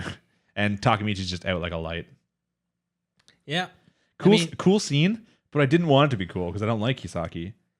I think it's really because part of the reason Takemichi probably went down is because he wasn't expecting the head punch. Probably. So I think that's just showing Kisaki's more of a mental fighter as opposed to like just brute force. I feel like he's also probably very strong and very smart from everything we've seen, like his level of planning and stuff like that. But yeah, we don't know if he's actually physically strong because like Takemichi himself isn't that much of a fighter and he just got his ass kicked. But he takes a lot of hits though, as we've learned. That's like one of the things he has going for him. He's like getting stabbed. He's like getting punched in the face multiple times. True. And he can like stay up. But he has that sealed will at that moment. That was like just a freaking sucker punch. It's true. It was. I mean, like Takemichi looked like he was playing dumb, but he must have known what was happening because even when he says like, "Oh, you tense your gut," he must have realized like, "Okay, this guy's punching me." Like, yeah. Either way, he is taken out. He wakes up with like Mikey and Draken. Yeah. And they're just kind of chilling around for him. Was Draken there? Draken was there. I thought Draken left. I think Draken was still there. It was No, it was Mikey and the platinum hair dude. Sure. Yeah. Okay. It was. Well, we didn't know the platinum hair guy was there. We didn't know he was there yet, but it was just Mikey at that point. Yeah. So Mikey's kind of there. He's talking with Takemichi, and you get like a lot of kind of important stuff here, where Mikey asked for Takemichi to do him a favor. Yeah. And Takemichi's like, "Yeah, sure, man." And Mikey's like, "Hey, I need you to get Bahi back on our side." Yeah, if you do that, I'll get rid of Kisaki. Well, no, he's like, I need you to do that. And Takemichi's like, "Oh, can I ask for like one favor in return?" He's like, "Yeah, sure." And he's like, "If I do that," he's like, "I want you to kick Kisaki out." Yeah. And then Mikey's like, "Okay, sure." And then he's like, "Okay." He's like, Takemichi's like, "Yeah." And he's like, "Oh, but if you don't do it," he's like, "I'll kill you." Yeah. And he's like, "Oh, okay." Yeah, he has his whole conversation like, prove that you're more useful than Kisaki, and I'll yeah, kick him prove out. you're more useful, and I'll kick him right out. So Takemichi's like, "Okay, I have like a starting goal." And then he's like, "Oh, by the way, I hear you listening back there. Like, come on in." And it's like the short, platinum-haired commander. Yeah, I wish I knew his name because I actually like his character. Yeah, he's pretty cool. And he's like, "Oh, by the way," he's like, Takemichi's gonna be joining your division. And he's like, "Oh, what the hell?" He's like, "God damn it, I knew it wasn't worth it." It's like, is Takemichi really that bad? Like, I feel like they have to have some cannon fodder members. Yeah, they definitely do. I mean, like, considering he took out some of the members from before, like Kiyomasa or whatever like that, he was probably maybe just like the same level as most of these guys. I don't know, but yeah, I mean, I guess Kiyomasa was technically kicking his ass, and he just but he outlasted him. War of attrition. But yeah, so he joins that guy, and as they leave, he looks down, and he sees like a little charm on the ground. He's like, "Oh, like whose charm is this?" And he like picks it up and he pulls a picture out. And he was told there was 5 founding members of Tomen. You had Draken, Mikey, Pen, or his name was, or Pa. Yeah, Pa, the platinum hair dude. The platinum hair guy, and then the Bahi. Yeah. But there's a picture, and there's 6 of them. And it's like the 6 founding members of Tomen. There's a guy with black hair and like a neck tattoo. Yep. And he's like, "Ooh, I've never seen this guy before." And then that's where the next scene is we see Bahi like going up and approaching some guy, and we see him from the side with like the black hair and the neck tattoo, and he's like, "Oh, it's good to see you," kind of thing. So we're starting off the next plot. We're starting off this like Bahi plot. I know a lot of people he's like a fan favorite, so yeah. So we can expect some great things in the next few episodes. Then we can expect a good little arc. I know that a lot of people said the Valhalla arc in general, like from the manga, is like really really good. And now Takemichi's got a goal. He has his big goal of like no Kisaki, get rid of him. But now he's got his little goal on the path to get there. He's also finally an official member of Tomen. I feel like he was kind of there when he got the jacket. He just didn't put it on. Yeah, but I mean, I think he didn't put it on because he also wasn't even a member of Tomen, and that's like that's more like a gift, not really like a promotion. True, yeah. He just wants to earn it one day, but he's officially a member now. He's got his own little commander, and then he's got like a secret mission from like Mikey, basically, of like getting this guy back, and it's a really hard mission at the same time because like, how do you like approach this guy? Be like, "Hey, guy, it's Takemichi. Remember you punched me the other day? Can we talk about your future at Tomen right now? Do you have 5 minutes to talk about if you're happy or not at your current employment?" Like, yes, would you please fill out this survey? Yeah, like it's a hard job, and I don't really know how. I feel like Takemichi's gonna just stumble into it. Luckily, sometimes he's gonna like accidentally walk in on the guy or something. I think the key is gonna be the dude with the black and the blonde hair. Mm-hmm. Like he's gonna use him somehow to get him in. Probably. Because even that guy, I think that guy shows pretty prominently in the actual opening as well. The other thing too that we know about Valhalla is they have like the tattoos. Like the one guy had like the sin, or like they had like the 7 deadly sins, I'm assuming is what it is. Yeah. This guy's got a neck tattoo. Probably one of the members of Valhalla. I don't know, because he had it when he founded Tomen too. What if they based the tattoos on him? Like, what if he was he was also one of the founding members of Valhalla? Because he wasn't happy with something. Does this guy just go around with startups? Like, I mean, he obviously like left pretty bad if like Mikey doesn't consider him one of the founding people. And then he's like, "Well, I'm gonna go found my own gang," and then he starts his one, and he's like, "Oh, I have a tattoo. I'll make them all get the tattoos." So it could be something along those lines. We obviously don't know yet. We don't read the manga. But yeah, I'm looking forward to next week. I'm looking forward to, we have till the episode 24. So we still have quite a few left. True. We got like 10 whole episodes. So I'm just excited to see. If you guys are a fan of Tokyo Revengers, let us know down below. Let us know any theories, anything like that. Just avoid spoilers from the manga if you can. Yeah. As always. Same thing as usual. If you have something that might be a spoiler, just space it down so people have that choice. Yeah, even if you're not sure if it's a spoiler, it's better just to always tag it. And then if people read it anyways and it's not a spoiler, they don't really lose anything. Yeah. But you don't want someone accidentally reading something that is a spoiler and then kind of ruining it for them. There's nothing that sucks more than that. Yeah, so just avoid that. Just be nice to everybody and tag your stuff properly as always. And yeah, we'll be back to talk about Tokyo Revengers next week. Next up on the list and the last of the actual anime from the week is To Your Eternity, episode number 13. Aspiring to go higher. So just like a kind of the theme of this week, other than Kumo Desu, is a setup, right? We know that this show, it doesn't have like a formulaic sense of where it has like a certain number of episodes per arc. Yeah. But we know it has like little arcs, like most things. And we've seen this kind of arc. We've seen these characters in like the opening, stuff like that. We know kind of not where it's going, but we know that we're going to have these characters for probably either the rest of the show or most of it. Maybe finishing off with this arc to kind of go into more of the knockers kind of thing. But it is a lot of setup. It is, yeah. Because even just the way they got into these characters was just all set up, like just plot convenience almost. Yeah, and for the most part, like 3/4 of the episode is just taken up by like traveling. And I think that one of they're trying to show us important things without like telling us about it. So a lot of it is obviously we just had Fushi leave. Yeah. And upon leaving, he confronts he calls him like the man in black, whatever it is. Yeah, we don't have any type of proper name, do we? No, he just confronts him. He's like calls for him. He's like, "Oh, this is the first time you've called him for me," kind of thing. And he's just kind of questioning things, He's like questioning. He's like, why are they coming? He's like trying to get more information because the last time that the guy actually told him about the knockers, he didn't even comprehend it yet. He didn't like really have the ability for like language and stuff yet. Yeah. But so this time he's like, "Oh, I explained it before." He's like, "But I'll explain it again." He's like, "You're made by me to like help out, like to retain like the something of this like planet kind of thing." Yeah, you were the memories of this world, basically. Yeah, he's like, and the knockers are they're like jealous of you, so they're trying to take everything you have, kind of situation. He explains that like if they take everything and he goes back to like the orb form, he'll never be able to grow again. He explains that like, the reason like he's like they stole something from you, something you can't remember, so that's why you have to get more powerful. You have to grow stronger, then you have to go and take it back, kind of situation. Yeah, which they ended up taking the bear form too, right? Yeah, because we didn't see it happen, but since it was the rock bear, we can only assume that's what happened. Yeah, he's missing Oniguma and March at this point, which is just that whole arc gone from his memory. Yes.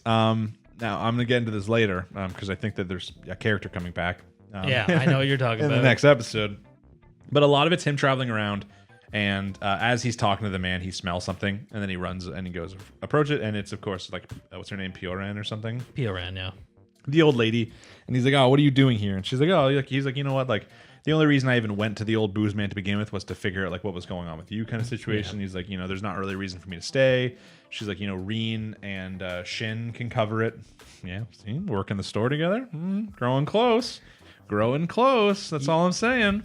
You're just a little creepy. He's about like, this. He's like, "Oh, they can cover the shop," kind of thing. Like Reen knows about the whole Gugu situation, and it's all fine. She's like, "I want to travel with you," and he's like, "No." He's like, "You're not traveling with me." He's literally being stubborn because he doesn't want her to die.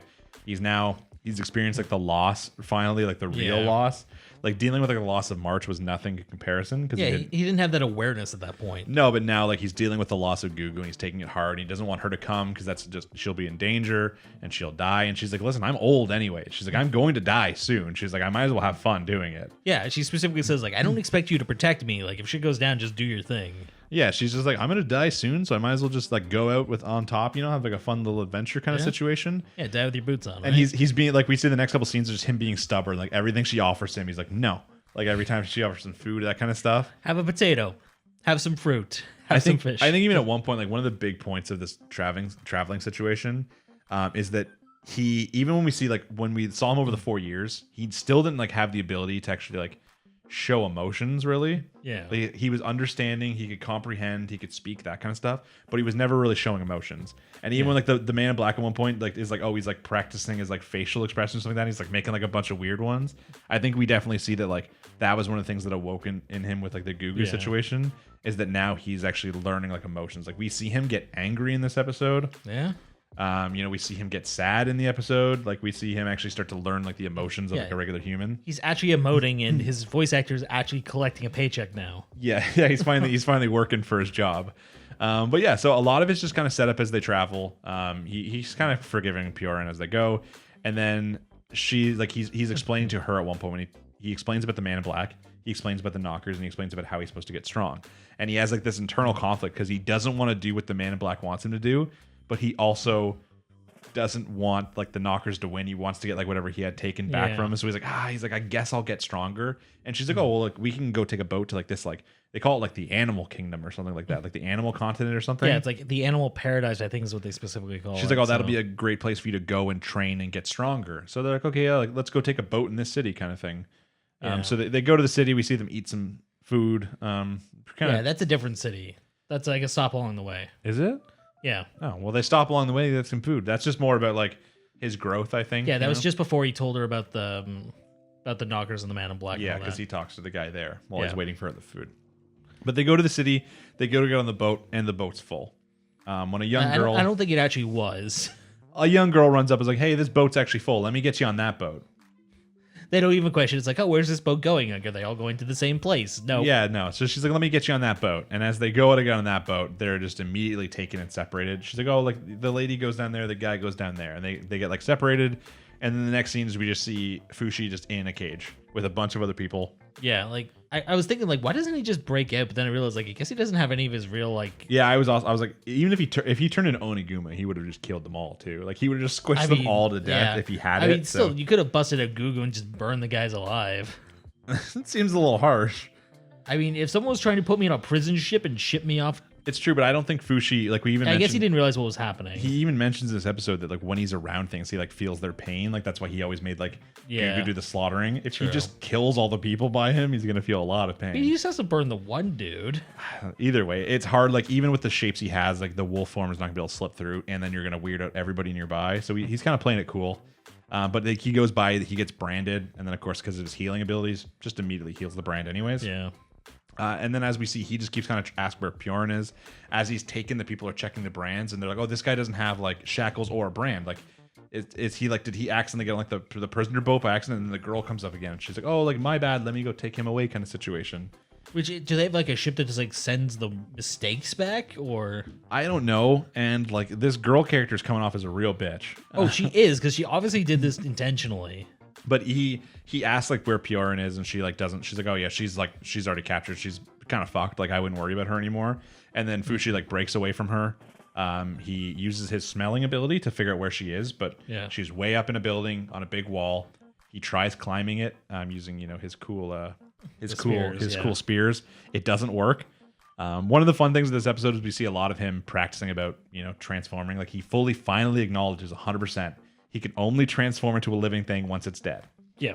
Other things, he literally just like touches himself to get the sensation, and he can turn into it. And there was like a cool little detail in like the next scene too. It was kind of fun. Yeah. But like he sees an owl. All the kids come up, and he sees the owl, and he's like, "Hey, can I borrow that bow?" And they're like, "Okay, dude." And he's just like trying to line it up, and he sucks at it. And they're like, "Hey, don't fucking do that. Like that. This is our partner owl."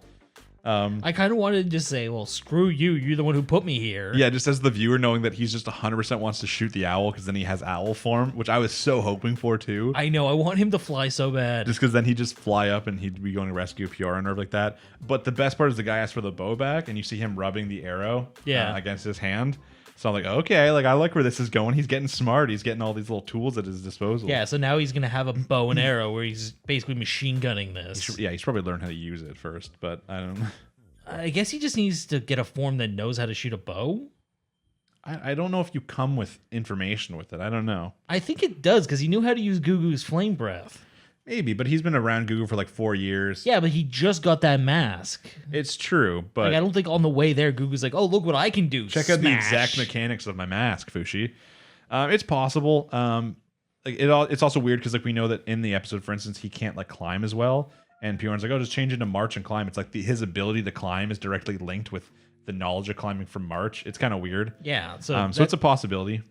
Yeah, because I guess it kind of doesn't make sense that you can climb the wall then, but I guess that was a different type of climbing. But even then, like this girl tries to. He's like, "Why'd you do this?" He's like, "Why did you take us?" Kind of situation. Because even like originally, I thought she was like selling them as like slaves or something. That's what I thought. But it like the guy who's like, "Oh, this person doesn't have a mark. This is like a mistake." And she's like, "Oh, that's my bad. Like he must have got on like the wrong boat," kind of situation. Yeah, so it's a prison island that is like taking like actual inmates in. Yeah, and then she tries to be like, she's like, "Oops, I must have got you mistaken." And Fushi's like, "No, you fucking didn't." Fushi's like, "You did this on purpose." And she like smiles.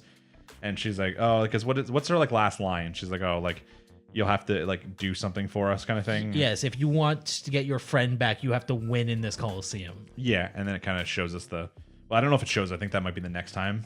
I think it shows like a quick shot of it, and that's it. Yeah, and then if you watch like the next time, basically it's like there's a Coliseum, and like the winner of it gets like their wish granted or something like that. So it seems, I don't know how they knew though, because my guess of the plot is that these kids somehow knew about Fushi. I think, you know what it probably is? I'm willing to bet everyone there was conned into being there, and their only way to get off is to do what this girl says and win the fight. I'm saying that like I think that the girl wants to get her and her friends off the island somehow. Like they've been there for a long time, and they like I don't know, like because she was off the island before, and I don't think they're gonna make this girl a bad girl. I think that she basically got Fushi because she thought that he could like, they put in a situation where she can then use Fushi when he gets there to like win in the tournament. But to me that means that she has to know that he could win in the tournament. Like she has to have some sort of inkling as to what he's capable of. Yeah, I think it was just to put someone else into the crew so they could all enter together and then have like a team in there. Maybe, but even in like the next time, you really are just seeing Fushi fight. Yeah, well, I think they probably clued into the whole immortality thing's kind of broken in a gladiatorial combat. Yeah, I mean, maybe like I'm a little bit more curious about it, but right now this female character is kind of a bitch. So oh, she is, because she even acknowledges that like I mean, Pyoran's like an old lady. You know, she's gonna have the brand no matter what. Like she doesn't heal like him, and like she's also in probably pretty bad circumstances right now. Yeah. I don't think you're likely to survive prison for very long as like an 80-year-old. So yeah, I mean, at least they separate them by gender, so nothing like. It limits some of the horrible things that can happen. What are you suggesting is happening to her, Jimmy? Oh, she's an 80-year-old woman. But yeah, I don't know. I'm obviously very excited. Coliseums in anime, fantastic. Coliseums anywhere, fantastic. You know, favorite show of all time, Spartacus. So if I'm getting Spartacus into your eternity, I'm happy. I mean, did you watch the next time? I did, yeah.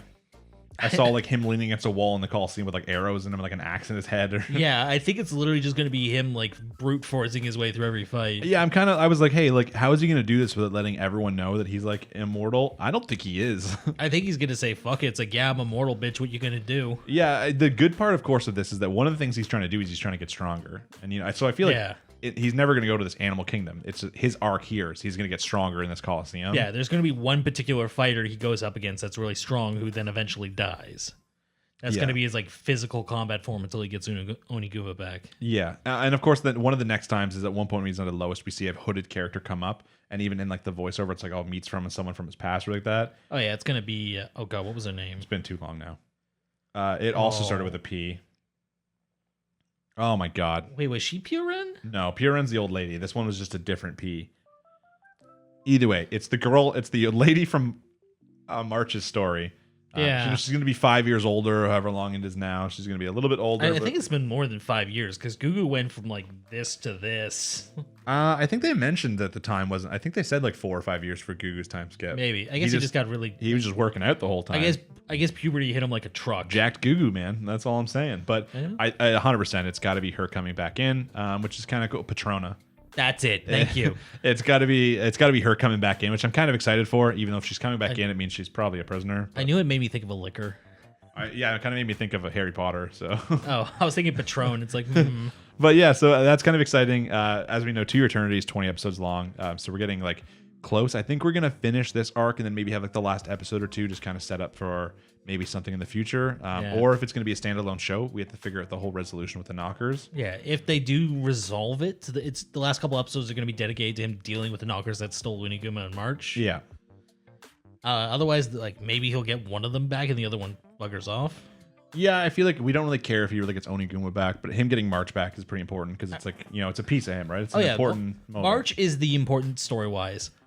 I love my giant combat bear. Oniguma is very useful for many of the situations he's in. I mean, yeah.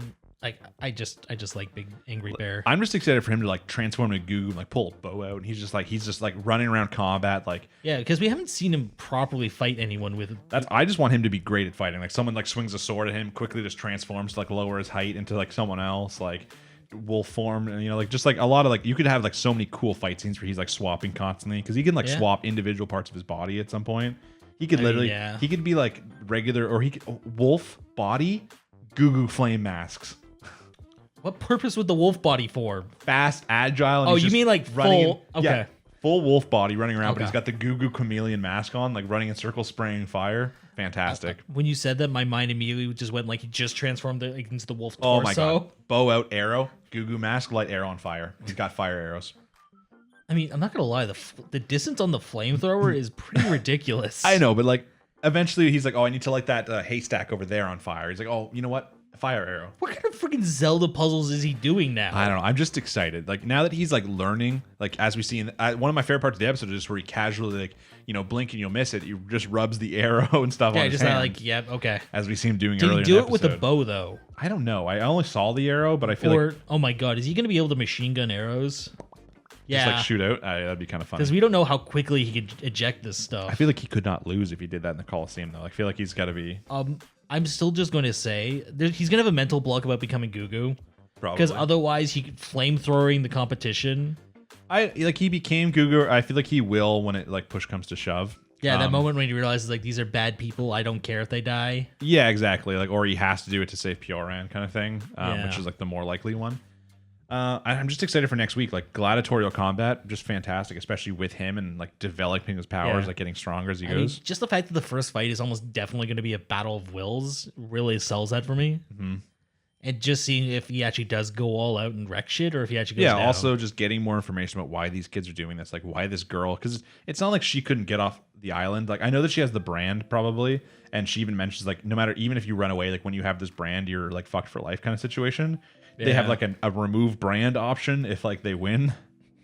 Just like another brand you put over top of it. It's like void. Like, I hate to spell this out to the girl, but like if she was off and had an ability to run away, you could just cut the brand off. Like I know it's gonna hurt. You're cutting off the layer of your skin. But I mean like to not live on a slave prison island. I mean, yeah, when she was already off the island. I could deal with some nasty scar tissue on my palm for that. That's why I feel like there's got to be more to it than that. It's probably gonna be that they hold like all of them hostage, and then only one of them gets to go help with this. Yeah, it's possible. Where like, hey, you need to bring more people, kind of thing. Or maybe the idea is like you go get more people to replace you. Yeah, maybe. And they're like, oh, you bring 5 people on, we'll let like one of you go, kind of thing. Like, but I mean, I guess the guy didn't really sell that point because he would have said, oh, is this a new hire or something? Yeah, like he was like following the rules. Like, hey, this guy isn't a prisoner. He must have got mixed in. Yeah, I do like how his whole thing was like, honestly, he's a big part of our work. It's like, yeah, really? Yep. Listen, he's a prison guard. He's just doing his job. He may be a slaver, but he's got standards. But yeah, it was a very good episode, very entertaining. I'm very excited going forward to the next arc. Cool Coliseum. Characters, we're getting emotion from Fushi finally, and we're getting like him kind of powering up. So yeah. Now, do you think he's gonna get attached to the kids, or do you think they're gonna get murked and no one cares? He'll probably get attached to the kids. Hopefully not the girl though. I hope he kills their owl still. Having a flying form is so useful. I want it to get to the point where push comes to shove. He's like, I'll help you, but on one condition: give me the bow and arrow. Yeah, he's like, I'm killing your owl and I'll help you. Like that's the deal. Because like, imagine he's by himself. The knocker comes up. He's not ready to fight it. Flies away. just down. Just flies away. I'm just imagining the owl looking down. It's like, can't fly, can you, bitch? The knocker can't do anything. Like he's just like, oh, I'm a big bear. And he's like, well, I'm up 300 feet. What are you gonna do? Oh my god, no! What he does is he turns into the owl, turns into Goo, free falls, flame breath, owl flies away. Fantastic. Like I'm just excited for the possibilities going forward, and we'll probably see a lot of them come out during the gladiatorial combat because I think the show is using this as his power up session. This is going to be the excuse for all the different weapons he gets. Tournament arc, finally, what we've been waiting for. You had to say it. But yeah, if you guys are a fan of To Your Eternity, let us know down below. I know one thing we're debating on going forward with the new season based on when the episodes come out is coming out with the episodes earlier in the week, which means that it'll have very little time between like the To Your Eternity episodes. But I know a lot of people don't comment here. We'll still be talking about them. We might just be talking about like the To Your Eternity episode, like the day before a new episode comes out. Yeah. But it's still fun to kind of go through anyways. It doesn't have to be as relevant as like we always plan. It's still just fun to listen sometimes and talk about it. So true. Just keep an eye out for that going ahead in the future. Any thoughts, opinions, anything like that, leave them down below. And we'll be talking about To Your Eternity next week. So that is everything for this week's anime. As I mentioned, just for a little bit, we'll just go through some quick like first impressions of some of the new summer anime. And then going forward, like we'll still appreciate comments down below as to like which ones you want us to talk about. But we kind of have like a mini set list. I think some of the big ones on our list is we're going to add in Reincarnated as a Slime. Yeah, that one's almost guaranteed. We're going to add in, I think, and then like a lot of the other, I'm trying to think if there's any other one. Is that the only one that's going to be on the confirmed one weekly?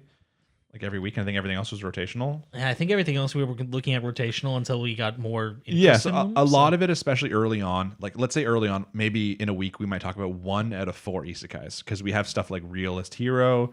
We have Drugstore one. We have the one I just watched yesterday, which Tsukimichi or no, it was we have Tsukimichi is one, and then there's like Senrei Genkotsu or something like that. It's like a It's like another isekai one. Yeah, where the kid's named Rio and he has the memories of both lives. Yes, like there's like 5 different isekais right now. We can't talk about each of them, but like maybe while we start off for the first little, every week we might talk about a different one. And then at some point, if some of them get really good, we might talk about that more often. And if some of them fall off and get less good, we might drop that one or stop talking about it. I can almost guarantee you we're not going to be talking about the Drugstore one. Yeah, probably not. But I'm just throwing in like we're gonna all probably the different isekais. Yeah, we're probably gonna have them in like one category. So if we have 3 slice of life animes to talk about, we'll probably talk about one every single week, and we'll rotate that back and forth based off what we're enjoying and based off what the comments are. So if you guys comment on something, like if we talk about Tsukimichi one week and you guys are like, hey, like even as the week goes on, you watch it before we record the episode, you can go and comment on the previous video, like, hey, can you guys please talk about Tsukimichi this week? I really like the episode, and that just helps us know. So I guess the first thing we'll start off is Reincarnated as a Slime. What do we even say about this? It's just good. It's good, right? We get what's his name?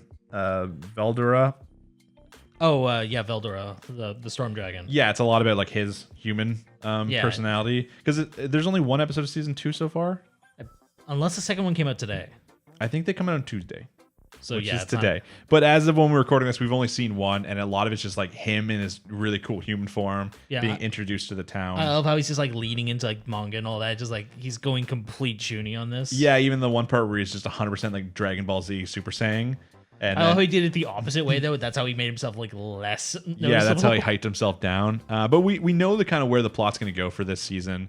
It's very much Rimuru is going to be at war with Clayman. He's like, I'm tired of this fucker. He's like, we've just finished this whole arc in the previous one with bringing back the people. He's just become a demon lord. Yeah. Now he's like, I'm tired of this Clayman dude fucking with me. So we're going to get some shit done.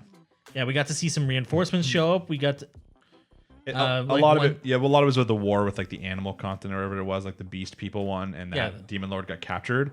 And then that's what Rimmer's like, oh, we're going to go fight Clayman. We're going to get him back. Yeah, but even then, like we saw people show up. It's like, I've arrived to help with the battle. I've came with this many soldiers. It's not much, but we get the dwarven leader, Dwargon, whatever his name is, comes in. Yeah, we get the Dwargon. We get the elven, or not the elven leader, the Magic Nation. Yeah, I'm pretty sure they said elves. Oh, he is an elf, but it's not the Elvish Nation. He also he is like in different bodies every now and then. Yeah, he's using a homunculus. Yeah, he's like the father of the one, the lady mage from like the human perspective or like that. She did mention previously she was a princess, so it makes sense. So we're kind of getting into the next episode, will probably, or maybe the one that came out today, we'll get into like the discussion with their whole crew as to like what the plan is moving forward. Yeah, I really hope we didn't jump into this in another Log Horizon situation where it's just going to be like a lot of like political discussions that. I think we'll probably get like 1 full episode again of this before we like take off and do anything. True. It'll be kind of cool if they're leading the battle somewhere else, because a lot of it has just been they've built their city, battles come to them now. Yeah. So that's going to be a show we're definitely talking about weekly. A lot of people were asking for that all last season, like when it was the first 12 episodes were airing. Yeah. So we'll be talking about that weekly. So if you're a fan, just keep an eye out down below. We'll probably be posting episodes weekly on the subreddit as well, to try and introduce more people who like the show who haven't stopped by before, because we haven't been talking about it. So that's like a guaranteed one. I'm just kind of going down a list here. Because I cannot remember all of these. This is the Realist Hero one. Yeah, which that's been pretty good so far. There's 2 episodes out. I've only seen 1. I enjoyed it. It's very much, it's just an isekai. The main character is reincarnated, but instead of the generic, like, oh, I'm a hero, I'm going to become like the strongest, he more takes a front seat when it comes to... Yeah, he's a business student, basically. Yeah, he's like, hey, listen, economics. He's like, we need to solve like your current like economy crisis going on in this country first. I want to know, like, I hate to be this guy, but the fact that someone actually looked at it's like, let's solve the root of the problem. Yeah, it's a little different. I mean, I really appreciate that. I like the whole like king stepping down to be like, hey, like this guy's the new king. Like, fuck, he's doing it good. Like, he's like, yeah, you know what? I don't even know what half those words you use mean, I think you're qualified. This is one of those shows that it's very, very hard to tell about how good it's going to be going forward. It could be very Log Horizon, kind of like the last sense, where it's Log Horizon kind of has that sense, and I know some people have compared them because a lot of it's like the roundtable discussions about like figuring out the realistic economy inside, like if you were to get isekai. Yeah, because I have seen the second episode, and they start discussing like the nature of cash crops and like how to get farmers to actually grow food so that there's not a food shortage. And I realized that this anime is very much in that category of ways of sneakily teaching weeaboos lessons. I think that I like that. I'm just not 100% sure as to how much content they'll give us weekly. But it is an isekai, so it could get really exciting as things go on. It could evolve. So that's one of the reasons it'll probably be at least for the first couple episodes, we'll probably talk about it on a rotation. Yeah. And then we'll decide later on in the show and based off people's reactions whether or not we want to keep talking about it. Yeah, I think the biggest problem is like justifying talking about tax reform in a show about anime.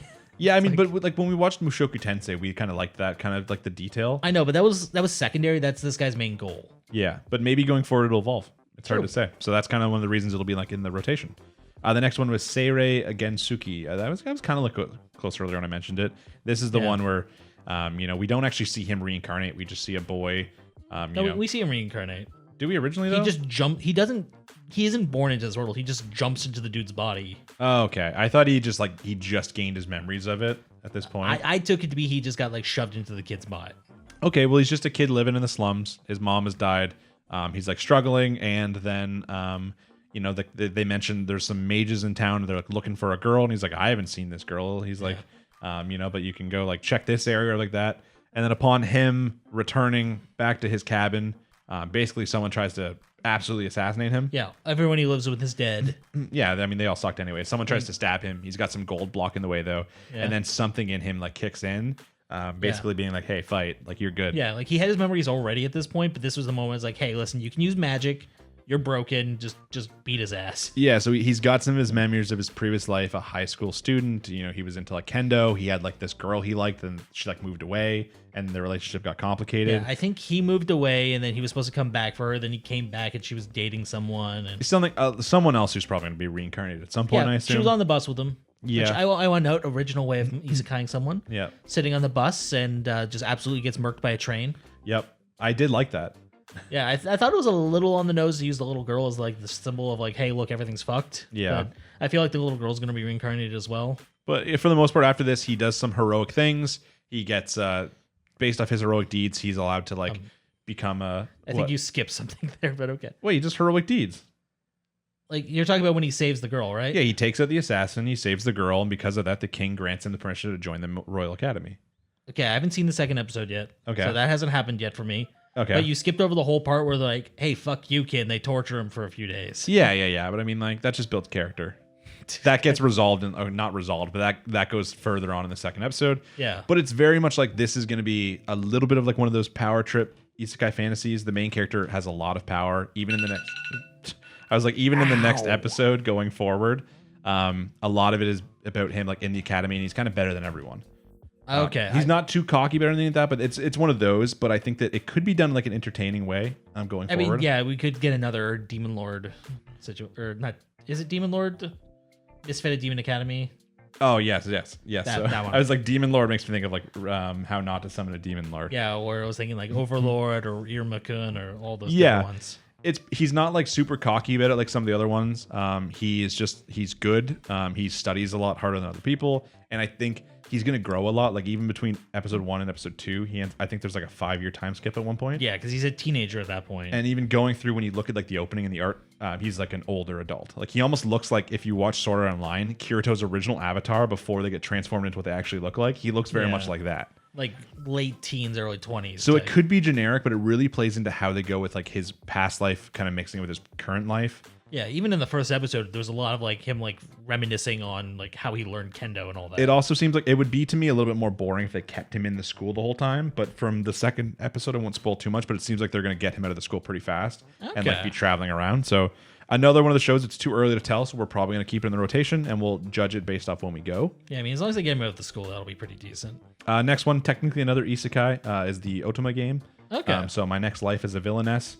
I watched episode number 1 of season 2. I haven't watched episode 2 yet. I am caught up. There is a cliffhanger at the end of episode 2. I was gonna say episode 1 is very much what season 1 was. Oh, it is. It's like, hey, it seems a little weird. I'm glad they put a cliffhanger in season 2 or in episode 2, because episode 1 was like, we've already technically resolved all the issues, like all the main plot in season 1. So it's like, where do we go from here? Like the episode 1 is just like, yes, like she's still having all the male characters flirt with her, and female characters, I should say. Every character's flirting with her. She has all the characters flirting with her, and she just still doesn't. She's like one of those classic idiot characters that doesn't like recognize when everybody wants to bang them. I mean, I can understand the idea. Like, she never had anyone after her in her previous life. So, like, if you don't recognize the cues, it's very easy to miss them. So, yeah, and that's just kind of how the whole episode like progresses. The big cliffhanger in episode number 1 is you see a scene of like her being a villain again, like yelling, but you obviously know based off the context in the episode that's going to take place in the play in the next episode. She comes in and acts like just the saving grace to get the play going again. So that once again, like I can't 100% say how that's going to base. If it's very much like season 1, there's not tons of content to talk about. Still very entertaining to watch. I mean, there was a couple points in the first season that you could talk about. It's just, it's not something you can talk about every week. Yeah, exactly. Which is why it's technically an isekai, so it might be in like the isekai rotation. So, you know, if you're fans of these kind of things, just comment down below if it's something you'd want to see us talk about. And once again, just because if you comment one week saying you want us to talk about it, that means maybe if we see enough, we'll talk about it that week. Yeah. But then, you know, if the next week you comment about a different show, we'll probably talk about that one instead. We'll probably keep watching all of them though. True. The next one's Tsukimichi. So I actually really enjoyed the first episode. Yeah. I know a lot of people are like, it's kind of like Shield Hero and other isekais. Yeah, I think we're going to end up somewhere in the middle between them. I don't think it's going to be quite as much everyone shitting on. Yeah, like from the summary I read before, it's like the main character gets like, you know, reincarnated, he gets summoned as another world as like a hero. Yeah, but then the goddess lady's like, hey, you're ugly. Go to the edge of this world and like I guess I'll be nice and I'll give you this ability to like communicate with all races and stuff. Like, yeah, like the very bare minimum blessing you can give.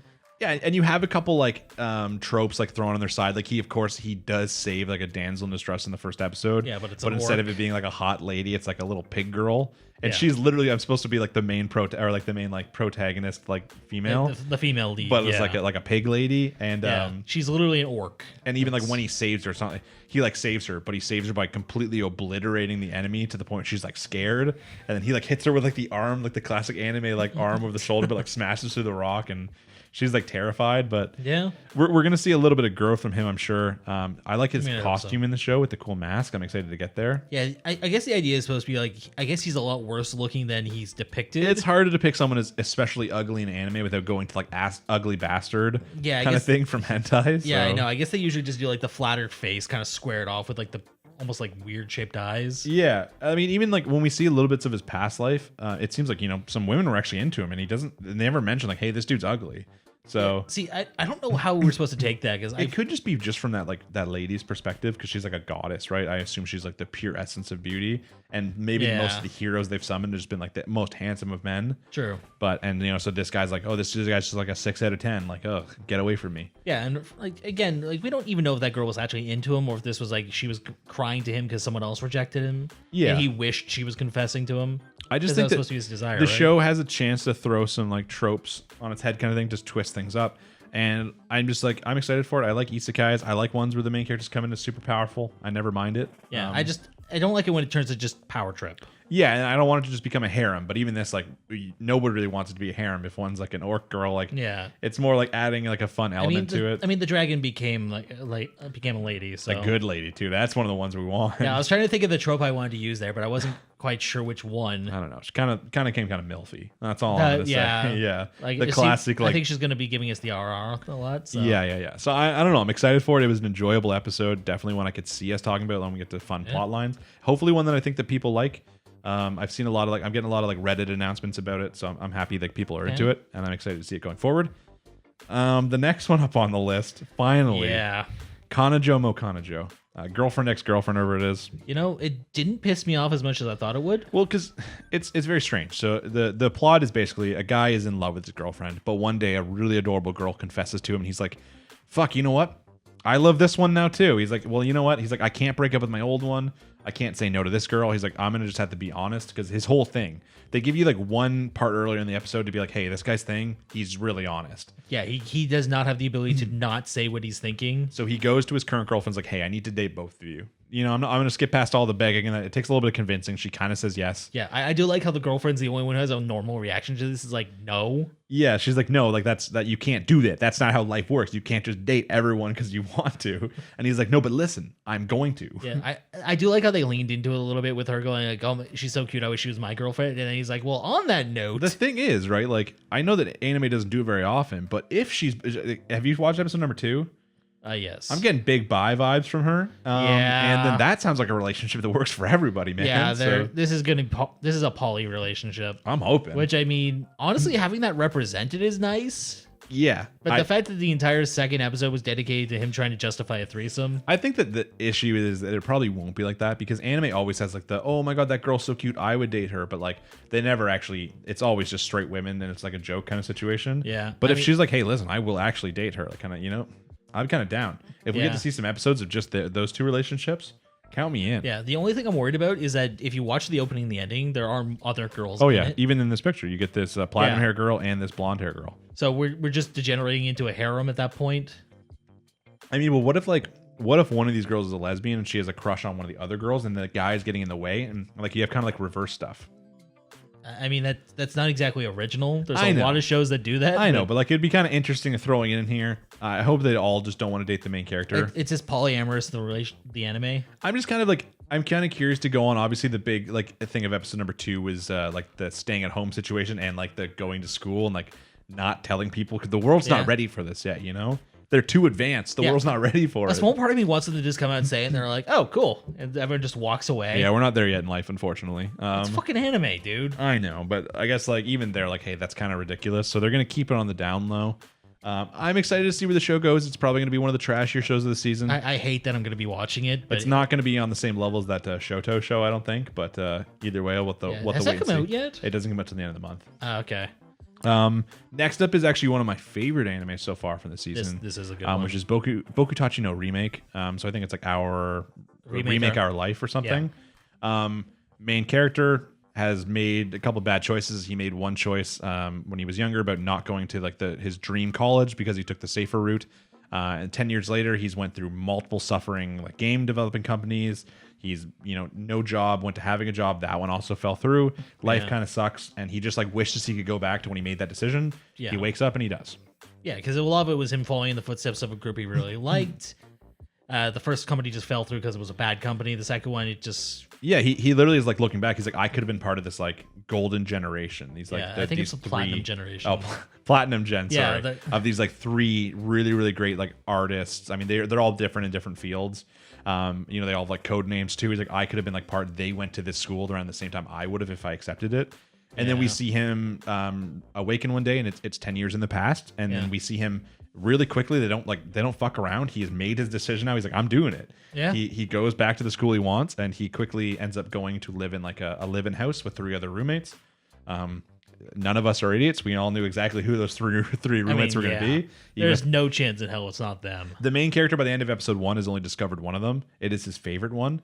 It's obviously going to be his main romantic interest as well. I mean, I wasn't sure. I thought he might end up with the Gyaru just from romantically. But literally, one of the girls' name in the future that he respects is like Nana, like Nana, and this girl's name is like Nanako or something. Like it literally has those words. I'm like, come on, guy. Like it doesn't take a genius. I mean, you're right. It's one of the reasons I'm not going to go through everything that happens in the episode, but it is a slice of life, and it's a college-based slice of life, which we've talked about in the podcast before. Yeah, the best kind. It's going to go into the same category as like Golden Time. Yeah.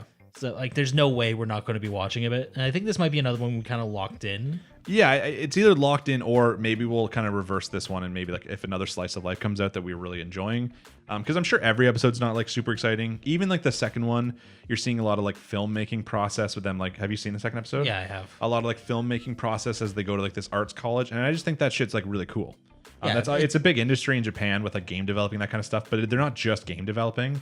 They're like they have classes for multiple different things, but learning like the theory of like film craft and that kind of stuff, and you have to put together like skits and stuff. Yeah, and even the idea that all this is kind of universally applied in some of these fields. Yeah, it's kind of something you never think of. You never think of like scene composition or writing when you're thinking of video games. So, yeah, exactly. You just kind of think of like, oh, they just have to make this game. It's so easy. Yeah. Like so it's kind of cool. It was nice to have. I did never actually watched Million Lives. A Million Lives. I'm not gonna lie, I saw it got updated and I took it out of my queue. Maybe one day we'll watch it. I'm trying to think of like other really good ones. Like I think for the most part, a lot of these like haven't come out yet. Like the maybe that one did come out. That one just dropped. I haven't actually watched it yet. Yeah, that's the Makio Black Company, like the one about like minors.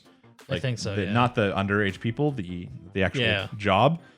There's some other like medium shows that we haven't watched yet. There's like stuff like Jahi-sama or whatever it is isn't out yet. Same, that's like for 17 more days, and then also that Shoto anime is in like 7, also like really late. Yeah, so they're dropping at the end of the season or the end of the month for some reason. I did watch like I'll kind of go off this because there's not much other left. I watched like Remain, which was the you watched the water polo one, which was kind of interesting. I watched the first episode of Peach Boy Riverside. See, I still have to watch that one. I am excited for it, but I ended up watching like all the like trashy anime first. Yeah, the best kind. Yeah, well, not that type of trashy, like Battle Game in 5 Seconds and like Deciders, which are kind of like those weird mid-tier, like Dead Man Wonderland, God Eater type stuff. Okay. So I mean, I'm excited for even just like quickly naming off some of these animes. Like if people are like, hey, this anime, like I know the source material, like I think this could be one of the big ones of the season. Let us know down below. A lot of it's just going to be us kind of cycling through for the first couple of weeks. Like when we're unsure if a show is going to be good or not, we're just we're gonna watch the first 3-5 episodes, and we'll just kind of talk about each week about what like the episode that we liked the most. Yeah, I always want to say I'm not going to drop anything, but I always do just due to time constraints. Yeah, and I think that's just part of life. I feel like if there's something that we both drop, it's just something we're not going to talk about. And I think people will understand that because they'll be like, hey, like if you guys aren't entertained, unless it's like so bad that we don't drop it because like, hey, we want to talk about a shit anime every now and then. Yeah. Because like it's so bad that we want to keep watching it. I still regret that we didn't talk about GB8. Just for how bad it was? Yeah, I would have loved to have just sat here and tore it apart every week. I'm sure we'll get one of those eventually. I really hope so. Maybe even just like the level of trash. Like if we were talking about like Domestic Girlfriend when it came out or something. Oh my God, might be like what the Shoto anime is this season. Yeah. So a lot of it's just going to be us kind of playing around while we go. We're not going to have one confirmed list. The only thing you guys can rely on every single week is the current like 4 anime series that we're 100% talking about, which will be Tokyo Revengers, To Your Eternity, My Hero Academia, and then the Reincarnated as a Slime. Yep. Every one, especially for the first little while, maybe by the end of the season, we'll have the same list every week if like we've dropped shows and some shows have really stood out above. But for the first little while, just expect a different list every week for the most part. And as I said, always comment down below and let us know what episode that week you want us to talk about. And that way I can like look at it and be like, hey, this week people really want to talk about Tsukimichi. So we're going to do Tsukimichi this week instead of Realist Hero or something. Right. And that's just kind of how it's going to go for the first little while. Hopefully you guys enjoy it. It gives us an opportunity to talk about more anime without having to keep our time up. Because sometimes we don't, we're both busy. We don't always have time to do like 3-4 hour episodes. Not to mention when you do those length of episodes, it also takes longer in the editing process, the uploading process. So we're going to try and keep it around like the 2 hour mark for the most part, like 1:30 to 2 hours. So we're just going to kind of do whatever fits. We're going to just fit in any anime that we are entertained by in the week. Anything noteworthy, basically. Yeah, anything noteworthy. Like even if there's an episode we really enjoy, just because we enjoy it doesn't mean it's great to talk about. Sometimes maybe we'll spare an extra 10 minutes. Be like, hey, let's just talk about this anime. We don't normally talk about it, but we liked it. So yeah, like something we just enjoy so much that we have to tell you guys about it, but there's not actually the content there. Yeah, like we'll probably do that sometimes just for fun if we have time. But yeah, I think other than that, guys, make sure you comment down below any of these summer animes we just briefly mentioned that you think we should talk about going forward, whether or not we talked about them or even if we missed one, because I know this list is really long and we just kind of skimmed through the first like 10 that kind of came up. Like there's a lot of those weird little ones, and there was stuff like Duke and His Maid. Yeah, like the Duke of Death. There was stuff like the Detective. Like there's a lot of these shows we don't have time to mention all of them, and that's why you guys are here to leave it in a comment if it's something you want us to talk about in the future. And then just keep an eye out because we're going to be back to posting every single week. We'll probably plan maybe a new posting date just based off when all these episodes are coming out and that kind of stuff. So keep an eye out. And then, just make sure you always comment down below, and that helps us out. Like and subscribe if you haven't already. Still trying to hit the 1K. Yeah, we appreciate everything you guys do. So, and then, if you guys have any like new places like Discords, Reddits, or even just sending the video to your friends who like anime, do that. Because if they have opinions on what anime we should watch, then we appreciate that too. I think other than that, guys, we'll be seeing you next week for a fun new list of summer anime. As always, I've been Cam. And I've been Jimmy. Take it easy, guys. Thanks for listening. Thanks for watching. Peace.